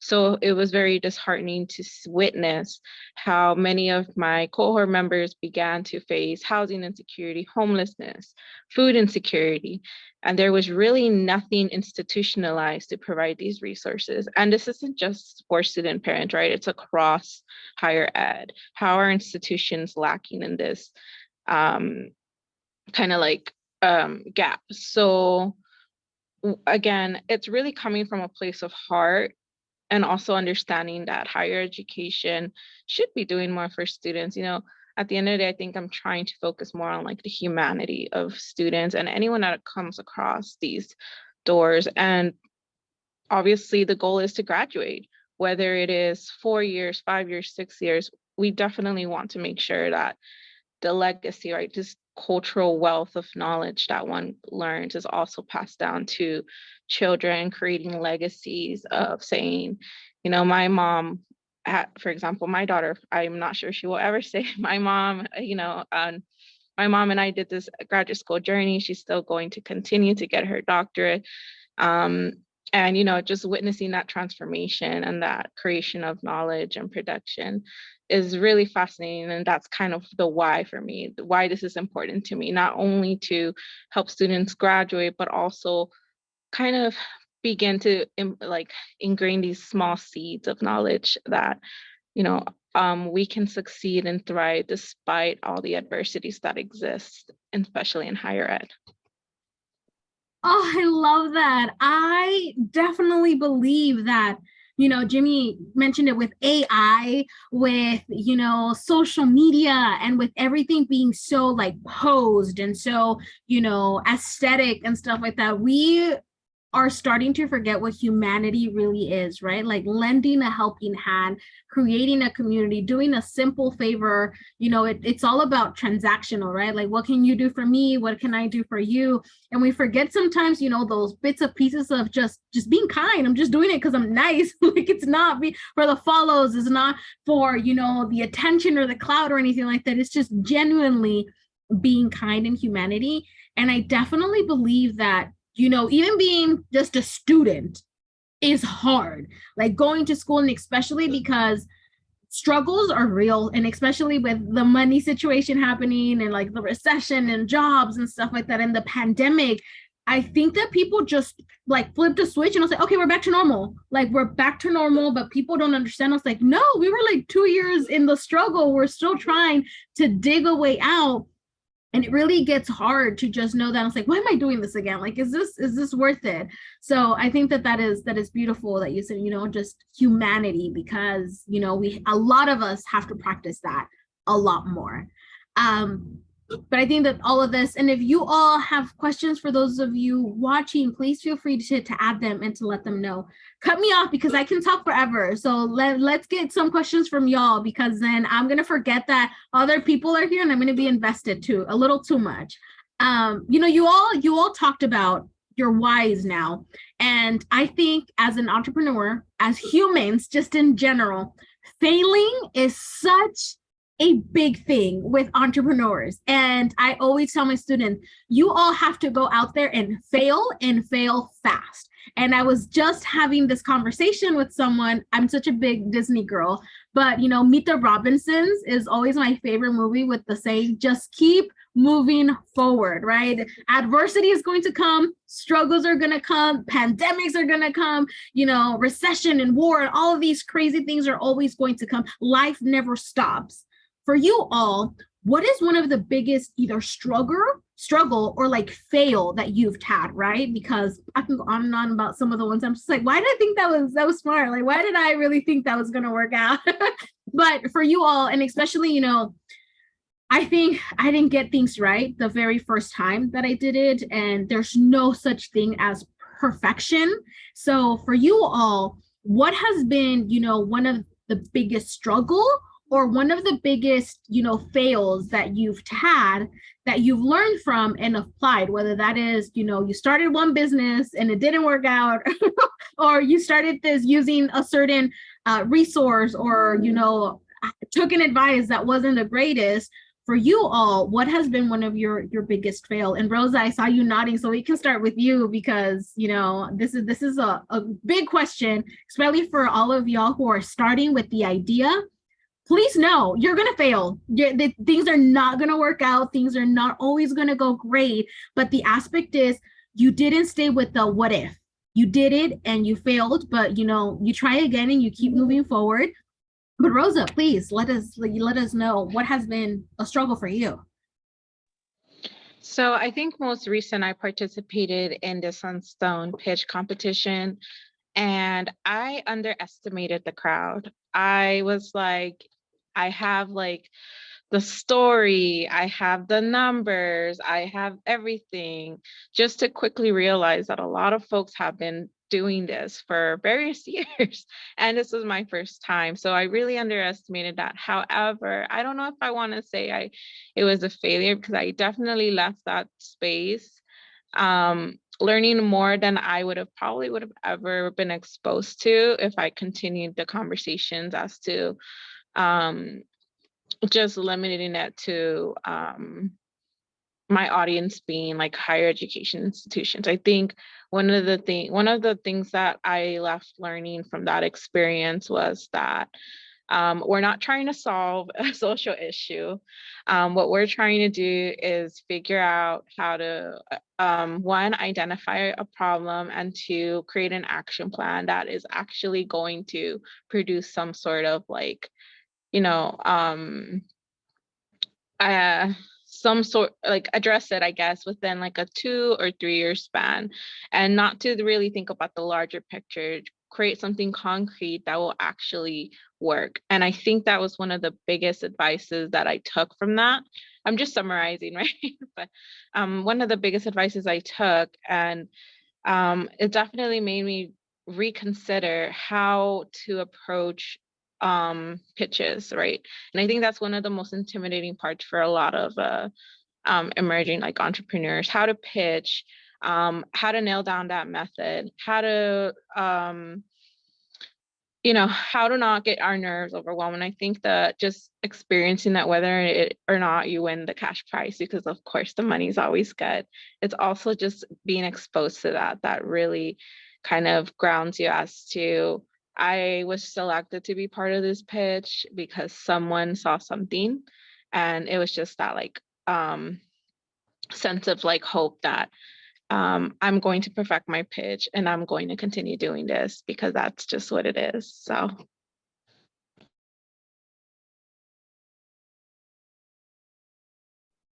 Yes, absolutely. I think I am naturally great at talking, and public speaking has always just come in. Put me in a spotlight.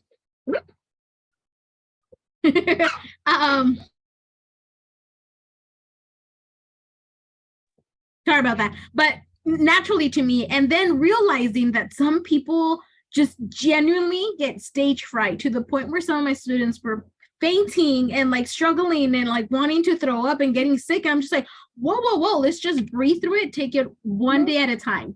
But we do have a question for you, Rosa, and it says, what is the biggest issue for student parents? I would like to ask, I guess, issue as to, I guess I can just briefly talk about it. So a lot of the issues, especially I'm going to just use the case study of the CSC system or Cal State LA. At the moment, we don't have like any sort of data collection, at least within the institution, that identifies like what are the 3 biggest needs that students have. But because of the work that I'm engaged, not only as a researcher, but also with Fierce Parenthood, 3 things come up: childcare, lack of resources on campus, they're all off campus, and also having to deal with either being a full-time parent and full-time worker, and still trying to squeeze in some sort of like extracurricular or additional coursework to get out faster of school. So we're starting to see that not only is there like a socioeconomic issue, but also there's just I guess like a leakage in the educational pipeline for these students, because they're expected to, whether or not they came from directly from high school or need to transfer out, these universities have a plan as to in 3 to 4, max 5 years, you need to be out. Financial aid is not sustainable as well. So how is it that these students are expected to thrive in educational spaces where they're not even being nourished? They're stressed, they're burnt out. You know, they have to go back and study, but they also have to take care of children. So it's a lot of that. And also childcare. Childcare is very scarce at higher education institutions. And a lot of student parents don't even have some sort of like priority enrollment to enroll their children, because it's often limited to staff and faculty. So these are just some of the many challenges that student parents face. And there's not really much in terms of, I think it's been very much grassroots that institutions have taken on, but there's no actually like center or program in the CSU systems. UCs have them, and we're seeing that a lot of student parents are thriving, but within the CSU system, there isn't any. Community colleges also are kind of perfecting their formula as to how to provide wraparound services. But then once they transfer out of community college and into a state school, that might not be the case at all. So these are just some of the macro and micro issues that our student parents are facing in higher education. That is so true. And you see, Mr. Blandon said that is exactly what we're asking. And so I also think that I still haven't even finished college. I think I did 2 years of community college. And then I had my son, and then I was told that he had Down syndrome. And then I became a single mom. And it was just so hard to juggle of like being a mom, but making money, but still, you know, going to school and coming home and cooking and cleaning and doing the laundry, but still having to go to work and having to study.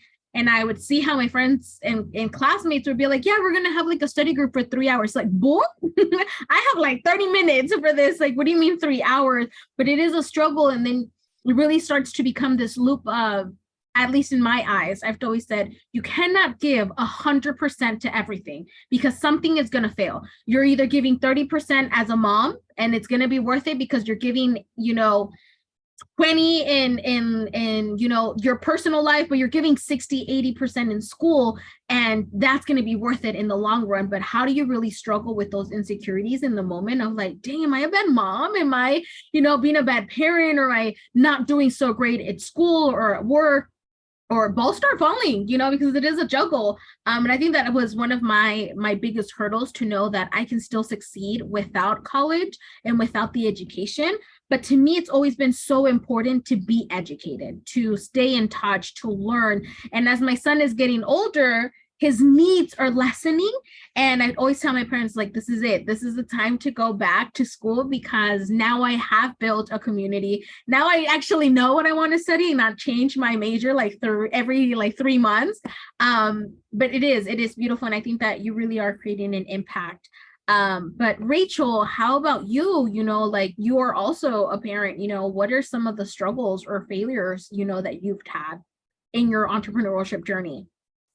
Well, first, can I go back to what Rosa was saying? I went to the competition also, and I've done quite a few of them, and pitching is one thing, but the networking and getting the feedback from the people there can help your business in so many more ways than just winning the competition. And the more you do, the better you get, and the easier it gets, because I have stage fright too. But keep doing it, Rosa, because you'll get there. I actually learned all about you at that competition when I was talking to Eileen. So yeah, word gets around. And that is one of the questions. I will let you all know that, you know, we are going to talk about like advice, but we're also going to talk about prepping for a pitch. So Rosa, I know that you're going to have great, and so are you, Rachel, but you know, please, what is one of your struggles that you've had? Because I think that it's always interesting to know. You also mentioned that you use the kids as like the little test subjects, and I'm just like, that's always my go-to. I'm with my son, and I was like, you're gonna be my guinea pig. Well, I didn't know when I had my daycare, because I quit my daycare daycare, or I closed it down about 5 years ago. I had no idea I was going to make this a business. So I was just helping out my, as my mom calls them, my painless babies. So I was just helping out my painless babies. And obviously I wanted to give them stuff that worked. And so it was trial and error, but I had no idea that it was going to end up being trial and error for a business. I really just wanted to get them right so they would work, you know, and that they would taste good. But as far as going to school, because I decided to also go through a divorce while I was in school and become a single mom. And it made things that much harder. I'm super lucky because I have family and friends that help me. So I am incredibly fortunate. I felt like I was not spending enough quality time with my kids. And then I had my teenage daughter say, Mom, I miss hanging out with you. And when your teenage daughter says, Mom, I miss hanging out with you, you have to realize like it's okay to not get the best grade. It's okay to let something kind of go to the wayside. It's okay for your house to look like, you know, a crack house without the crack, as long as you meet the needs of your kids, everything else will fall into place. But the other thing is I have learned how to fail so many times that you get up, every time you fail, you get up faster. And now I kind of have a mantra. My kids are happy and healthy. I can take it on, bring it on. My kids are happy and healthy. Sometimes I'm in the fetal position, rocking back and forth saying that. But I've noticed that stuff will knock me down and I pop right back up. And I feel like I'm practicing how to get back up after I fail or after I fall. I feel like I'm such a nerd, y'all. The spider sense in us, we all become superheroes at one point. Where like Spider-Man was like, we always get back up. Like we always get back up. So I always tell them, like, this is why like entrepreneurs have like a superpower. It's just like, okay, we're gonna struggle and like get back up and, you know, do something more for our community. But Jimmy, please go ahead and share us. That was amazing. Thank you, Rachel. It really is true. But Jimmy. I mean, again, to go back on what Rose said, I did the fetch competition last year, 2022. I have a Fitbit on, and I had it on, you know, I have it on every day. During that day, my heart rate just did not drop. I had like 400 minutes of elevated heart rate that day. I didn't come out as very confident. Stage fright never leaves entrepreneurs. We just all fake it. Yeah, we're like, okay, we have to do this. I was nervous the whole time. But in terms of failure, from high school, I went to UCSD, University of California, San Diego. I was academically disqualified from that school. So it has taken me 7-8 years to actually get my bachelor's degree. From there, I came back to LA. I went to community college. I graduated from Cal LA. In the end, I graduated cum laude, Dean's List from Cal LA. So I want to say it worked out, and I learned a lot from failing. And it's true. It's always gonna be true. You learn a lot from failing. Doesn't mean you should aim for failure, but definitely learn from failure. I absolutely love that. And I think that, I'm seeing the chat and, a lot of the great examples, yes, it is applied to parenthood, but what Jimmy is saying is so absolutely true. When failure is just a way to divert yourself to your true end goal. And there really is never that moment where you're like, yeah, I made it. It's just because you're going to keep moving and you're going to keep doing. But I think it really is a lot about that.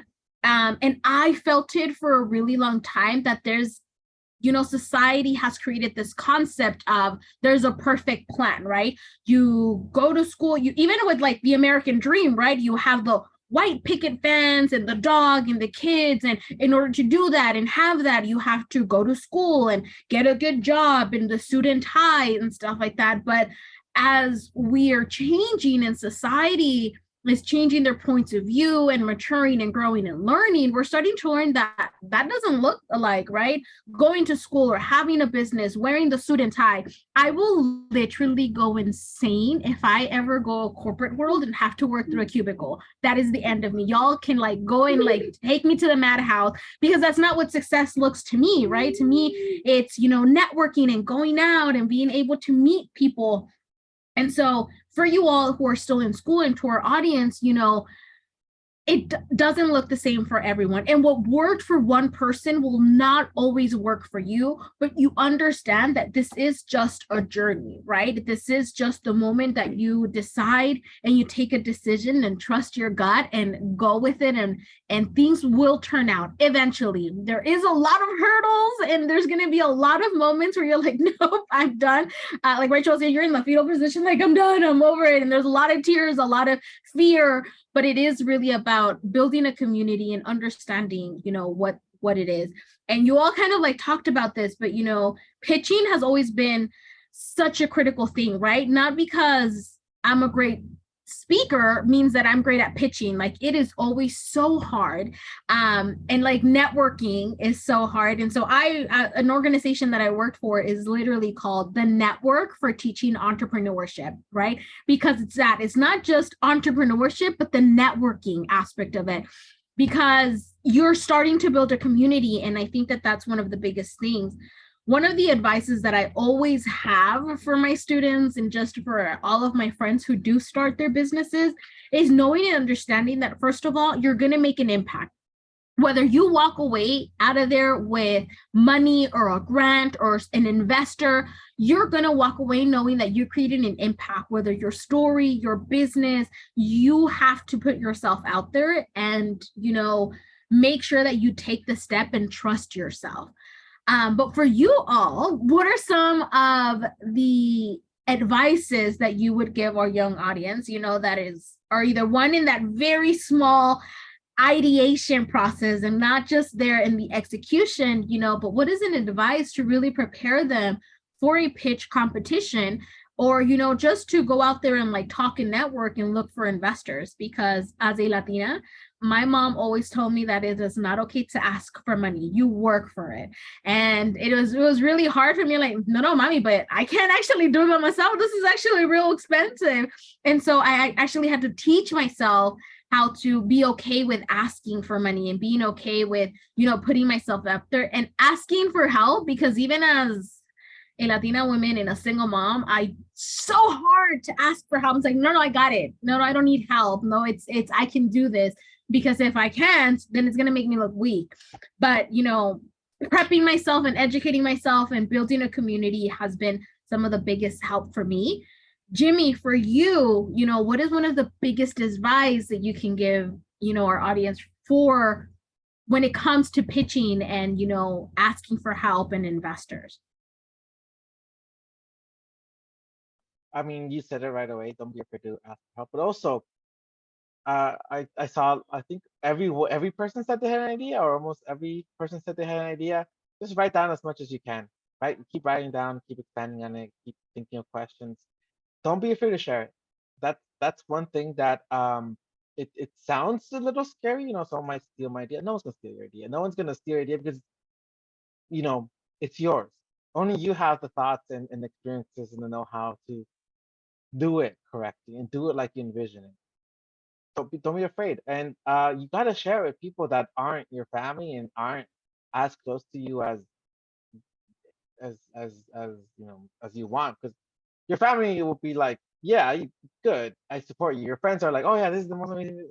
It's, you know, one stage away. Ask your professor to look over your things. I asked all my professors to look at over my pitch before I did it. I asked my boss and everyone in like a managerial level or above at like the previous organizations. My wife asked her executive director, her like the entire managers. Like we just kept asking people to just read it over, read our slides over, look how we can improve, what are we missing, and we got a lot of advice.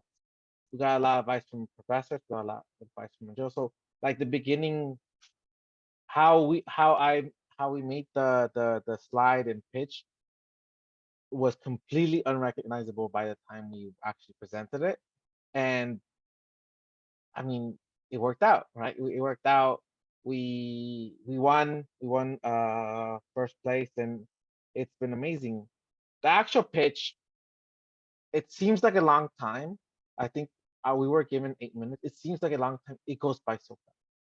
It's crazy. It's always gonna be like that. You know, you get 15 minutes, you get 20 minutes, and you're dreading it. You're dreading filling it in. No, you're gonna it will always go by fast, and you're gonna be like, what happened? Did I black out? Did I finish? Did I actually talk? And that's what happens. Alrighty, so that's my advice. Just ask for help, as much help as you can find. That is so funny. Jimmy, you and I come from two very different households, because when I tell my mommy my ideas, they're like, ¿Qué es eso? ¿Estás loca? ¿Quién te va a comprar eso? Who's going to do that? So I'm glad that you have a better support system than mine, because my mama be like, she's my biggest bully. And she's like, ay, Yareli, ¿qué es eso? And I'm just like, okay, never mind. Just kidding. This joke. But yeah, I think that not only that, but it also comes down to that fear of like, oh, someone's going to steal my idea. But it also comes down to let them go ahead and take this idea, because they can make money out of it. No one's going to do it the way that you can do it, because you come out of this with like passion and a story and a why. And that is always important, because I think that, yes, sad reality is that people out there will steal your idea. What they will not steal is your passion, your drive, your ferocity to continue this business and push forward, because once it starts to get hard with them, they'll just drop it and move to the other thing. The difference between your business and your idea is that you will not. You're going to continue to push and you're going to continue to run. So do not be afraid of that. Like, look at taxis. Taxis have been here for like a minute, and then Uber came along, but then Lyft came along. And now there's all these like different ride shares, right? Because it didn't matter. They could be the same product with different visions, with different things. And I think that that's the beauty of business. Let them share your knowledge. Let people steal your idea. They will not steal your passion. But Rachel, what about like you? Oh, Beth, go ahead. Sorry, no, just my favorite example of that, because you're so right. And we talked about that during, I think, our first session. You guys can remind me in the chat. But someone once told me, like, just if you're ever doubting like yourself, or if that happens, like, go look at the bread aisle. There's so many just brands of bread, and it's just bread. So it's true. Like, it's all just like white bread, wheat bread, oat bread. It's just bread. And there's like 60 of them or more. So that's all. I just wanted to say that. It is. And it's about the brand. It's about, your history and stuff like that. And like the experience. Yeah. And who you are, right? Because like I said, you're right about your story. I like makeup. I am into makeup. Y'all have no idea how much money I've been dropping on Rare Beauty, just because it is just like the story, the mental health support, the person and stuff like that. And so it really is just about you. It's not always just about your business. It's about the brand that you are building. But Rachel, I know that you shared a little bit, but what are your advices, and what do you suggest people, to prep for business, for these crazy and nerve-wracking business pitches? So a couple things is know your audience. So a lot of times at the pitches, they'll say, okay, you are pitching to investors, even though the judges aren't investors and stuff. And if it's an investor, what do investors want to hear? They want to hear how you're going to make them money. And so focus a big part of your pitch on how you're going to make them money. So always know your audience. The other thing is, once you have your pitch down and your pitch deck, give your pitch to everyone you can think of, because my mom is also a critic. And so it was nice because my mom would say, well, what about this? What about that? Doesn't make sense. That doesn't make sense. And I was able to explain to her so many times that it was like muscle memory. So it was really easy for me to be more effective in how I said it. And I was able to say it shorter and to the point. And then I also created, and this is from my professor, JJ, I created slides for the Q&A. So if they said, like, how are you going to get cost of goods down when you're ready to put it on the shelves, I had extra slides that I could just throw up there, and it had the graph and all that. So sometimes actually at the last competition, I totally forgot about the slides. So when they asked, I didn't even use them, but it's nice to have that visual there. But the more people you pitch it to, the more questions you're going to get. And you have no idea what people are going to think of. Like, I never thought of half of the questions that people are asking me. And so I'm really glad that I prepped with that. So I knew how to answer. As far as just regular advice, with the whole, I was so scared to tell people about my idea. And because my idea is simple to copy. If you were to eat my snacks, I could reverse engineer my snacks so easily by just looking at the ingredients and the nutrition label and stuff like that. I was deathly afraid of telling anyone. And then I got to a point where I'm just like, you know what? Like, this is so freaking hard that there's no way someone's going to do this unless they're just as passionate about it as I am. And if they do, and they make it to market first, I'm just going to see where they screwed up. And then I'm going to take it from there. Because a lot of times, first and second to market makes a lot of mistakes. And then you get to go to market and have those mistakes fixed. So don't worry about telling people. I love that. Work smarter, not harder. And this is what we're about. And I love that. And I think that, going back to what you were saying about, telling your mom, I think it also big on the more you talk about it and the more that you relate to it, you start using all the acronyms, right? Like the EOU and the COGS and stuff like that. And when I would use these terms to my mom, she's like, ¿Qué es eso? Like, you have to, and not dumb it down, but explain it in layman's terms, which everyone's going to understand. And, I think that that's one of the biggest passions that I have, is to educate my community, and knowing like, no, I don't want to come here and throw all these big fancy words at you. I'm just going to be transparent. This is it. This is what my business is. This is what I'm trying to do. You're either with it or you're not, but it's about the impact. Because you're, like you said, the people who will gravitate to this are people that are meant to gravitate to this. So I love that. That's beautiful. Rosa, please. Yes. I think for me, if y'all can connect with someone like Elaine, would be amazing. Like, she knows the ins and outs, but I know that, that's a lot of pressure for her. One of the advices, especially for the pitch, is that she recommended this website called Techstars, and they have a toolkit as to how they break down how to do a pitch. So I think there was the first video that I watched was just a very quick 2-minute as to like how a pitch sucks, how entrepreneurs pitches suck or whatnot. And I loved it because I was like, wait, what? I want to know more. It really engaged me into wanting to listen to it. And I think the key that everyone is echoing is that knowing your audience, because more than likely we only have 30 seconds to captivate a person before they just move on, right? So definitely knowing audience, but also I think when one demonstrates the passion for whatever it is that they do, to own it and just be proud, as well as knowing that while there might be other folks that might have a similar idea, it will demonstrate in your passion and that'll make you stand out. And I think that was one of the things that really at least at the pitch made me reflect as to, oh wow, like I gravitated towards 2 male judges, which was very interesting. I thought I would gravitate more towards, female judge, but that wasn't the case. But I really enjoyed listening to them, and it felt like more of a conversation.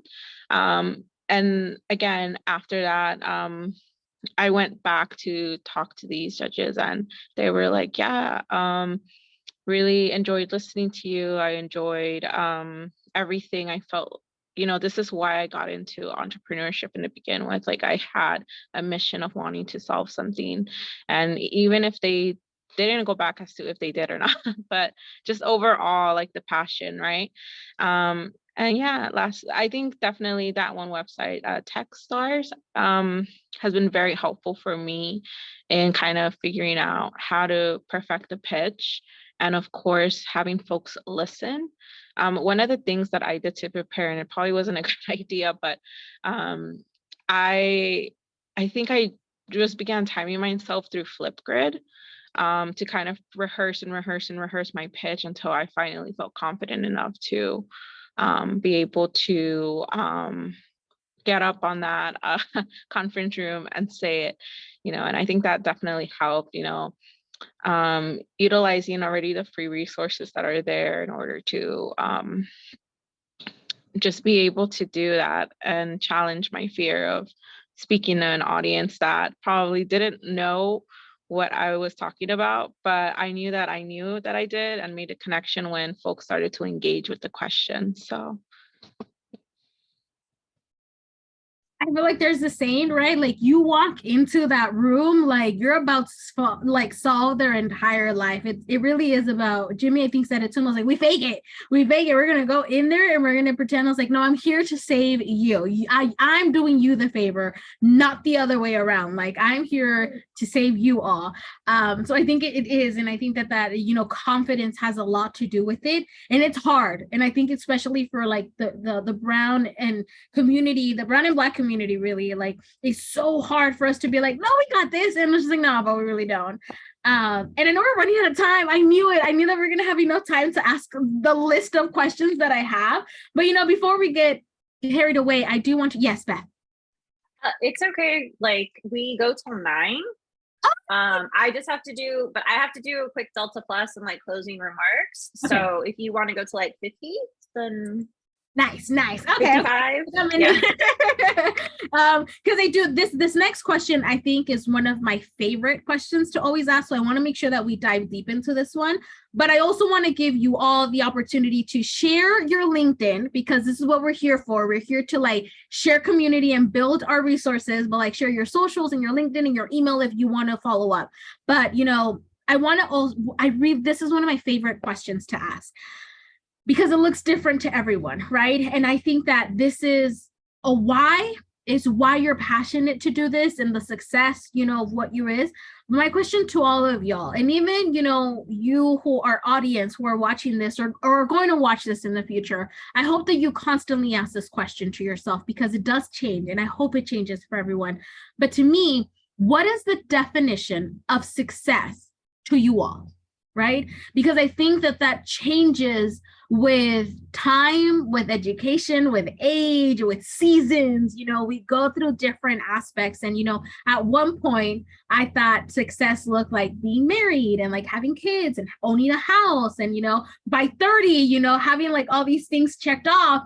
And that's not reality. Right? And I think that kind of like what you were all saying, I assumed that by 30, oh gosh, by 30, I would have my degree and I would, have all of these things that I thought meant success. I started to realize with time that to me, success genuinely means,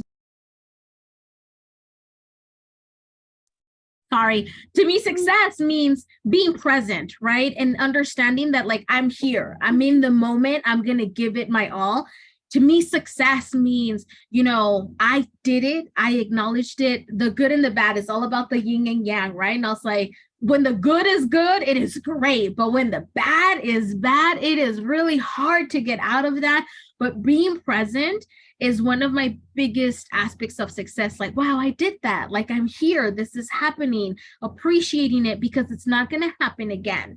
And, I think that I get so caught up thinking about the future and what I want and what I'm going to get and like where I've been, that I don't take the time to find success in what I'm doing now, because what I'm doing now was propelled from what I did in the past, but also, pushing me to move forward and doing so much more. And so I think in my eyes, success is just being present and admiring the highs and the lows, me having money, me having no money, understanding the struggles and knowing that one day I'm gonna be like, dang, it is hard today. This week has not been good, but tomorrow will be better, but, I might be having a bad day, but you switch that mindset to no, I'm having a bad moment. I'm having a bad moment in this period, but there's something in today that I can find gratitude, that I can find success, that I can find a smile, to continue to move forward. To you all, what does that necessarily mean? What does success look to you, right? Because I think when we were younger, success was being a princess and, having the boyfriend crush in the high school and stuff, or being the popular kid. now as we get older and we continue to expand and go through seasons in life, whether that is in a personal level or in your business level, what does success look to you? And we can start off with Jimmy. What is it for you? Success for me means This is a hard one. I passive. see your mind's rolling. Success for me means passive income, but that doesn't mean that I want to stop work. Success for me means that I can explore and do any of the projects I want to do when they come up in May. I think that's one of the better ways to answer that question, for me at least, right? I mean, I want a house. I want, have a lot of money, but like everyone can say that, and everyone should say that. There's nothing wrong with saying any of that, but I'm like, besides that, success to me is that it's freedom to pursue any venture that I want to pursue. That is beautiful. And Rosa, I saw, so please go ahead and share. And before you do leave, feel free to, put it in the chat, your email or how people can connect with you, your socials or your LinkedIn, whatever it is that you want to share as you're doing that. Or we can also share it with Beth, and whatever you want Beth to share, she can go ahead and do so. But what is success to you? Yes, thank you. My apologies. Success to me is definitely enjoying the present. I think that as, again, a student trying to also hustle, I forget sometimes that I don't take care of myself enough or my family, and definitely being present and setting those boundaries for me is what really I guess I find much like pleasure, happiness, and what I would think success is knowing that I own my ish, and that's okay as well. Like, there might be 20 million things going, everything might be flipped over, whatnot. But for me, it's just, now it's been more of like that, being in the present, because I don't want to regret always being busy and not like doing this journey with my daughter. So that for me is success. That is beautiful. And, thank you for sharing that. I know that you have to step off, but it was a pleasure. Thank you for your nuggets of wisdom and inspiration. I hope people leave here knowing that, they can reach out. I'm sorry? Oh, I was just saying thank you to Rosa. Oh, okay. Yeah. Thank you. But Rachel, please, for you, what does success mean? So my brain goes a mile a minute. So I'm constantly thinking about this. And I think it's really important to realize your successes that you never thought of in the first place. So just, I'm gonna get on my high horse for a second. So I went back to school, I'm 42, I just graduated last year, and it was really hard. And my youngest daughter, who's now 13 in middle school, has always struggled in school, just like I did. And she saw me study, she saw me fail tests, even though I tried really hard. She saw the tears, she saw everything. And literally the day I graduated, she came home with a high honor roll certificate. And I was like, that's success. Like, I've always wanted the money. I've always wanted vacations and all of this stuff. And it's like, that doesn't even matter. Like, that's success. And she's gotten it every single quarter since. Now success is completely different because I'm so passionate about wanting to help people, and the money's going to follow. But my success is more, well, one, that's not true. I want to make enough money where I can pay people to clean my house, because I am so done with cleaning my freaking house all the time. You have a daycare for over a decade, you need someone else to clean your house every once in a while. But my biggest success factor is having more time and also being proactive in my life instead of reactive. So I think that kind of goes hand in hand.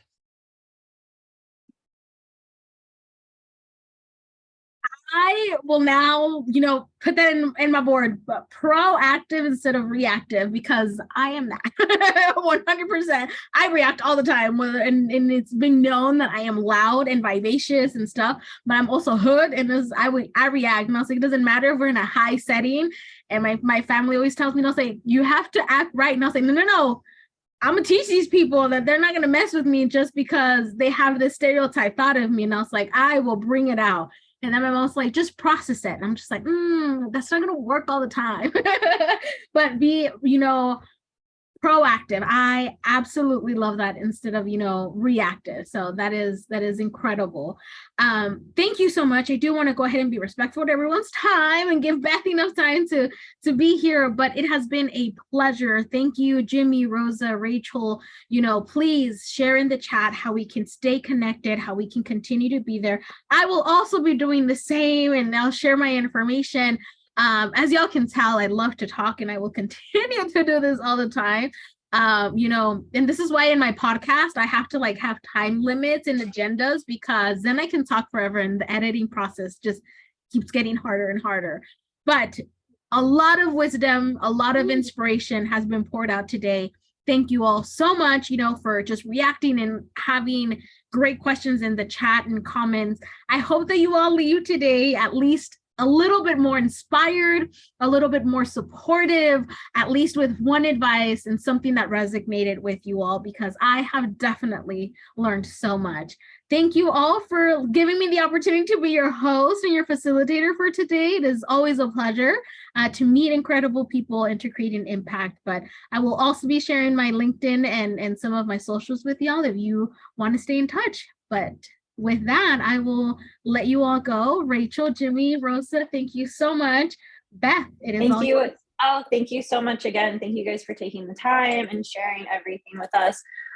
We are going to do what's called Delta Plus. I don't know if you guys are familiar with it, but it's just like our feedback of the session. So if you guys do have time and want to stick around for questions while we're doing that, feel free. That is my dog. Sorry, she's decided to join us today. She's been here for every session. I'm going to go ahead and drop the link in the chat, guys, for Delta Plus, and then I'll put up the Delta Plus screen so that we can remember what everything is. I'll throw on some music in a second. Where are my slides? Oh,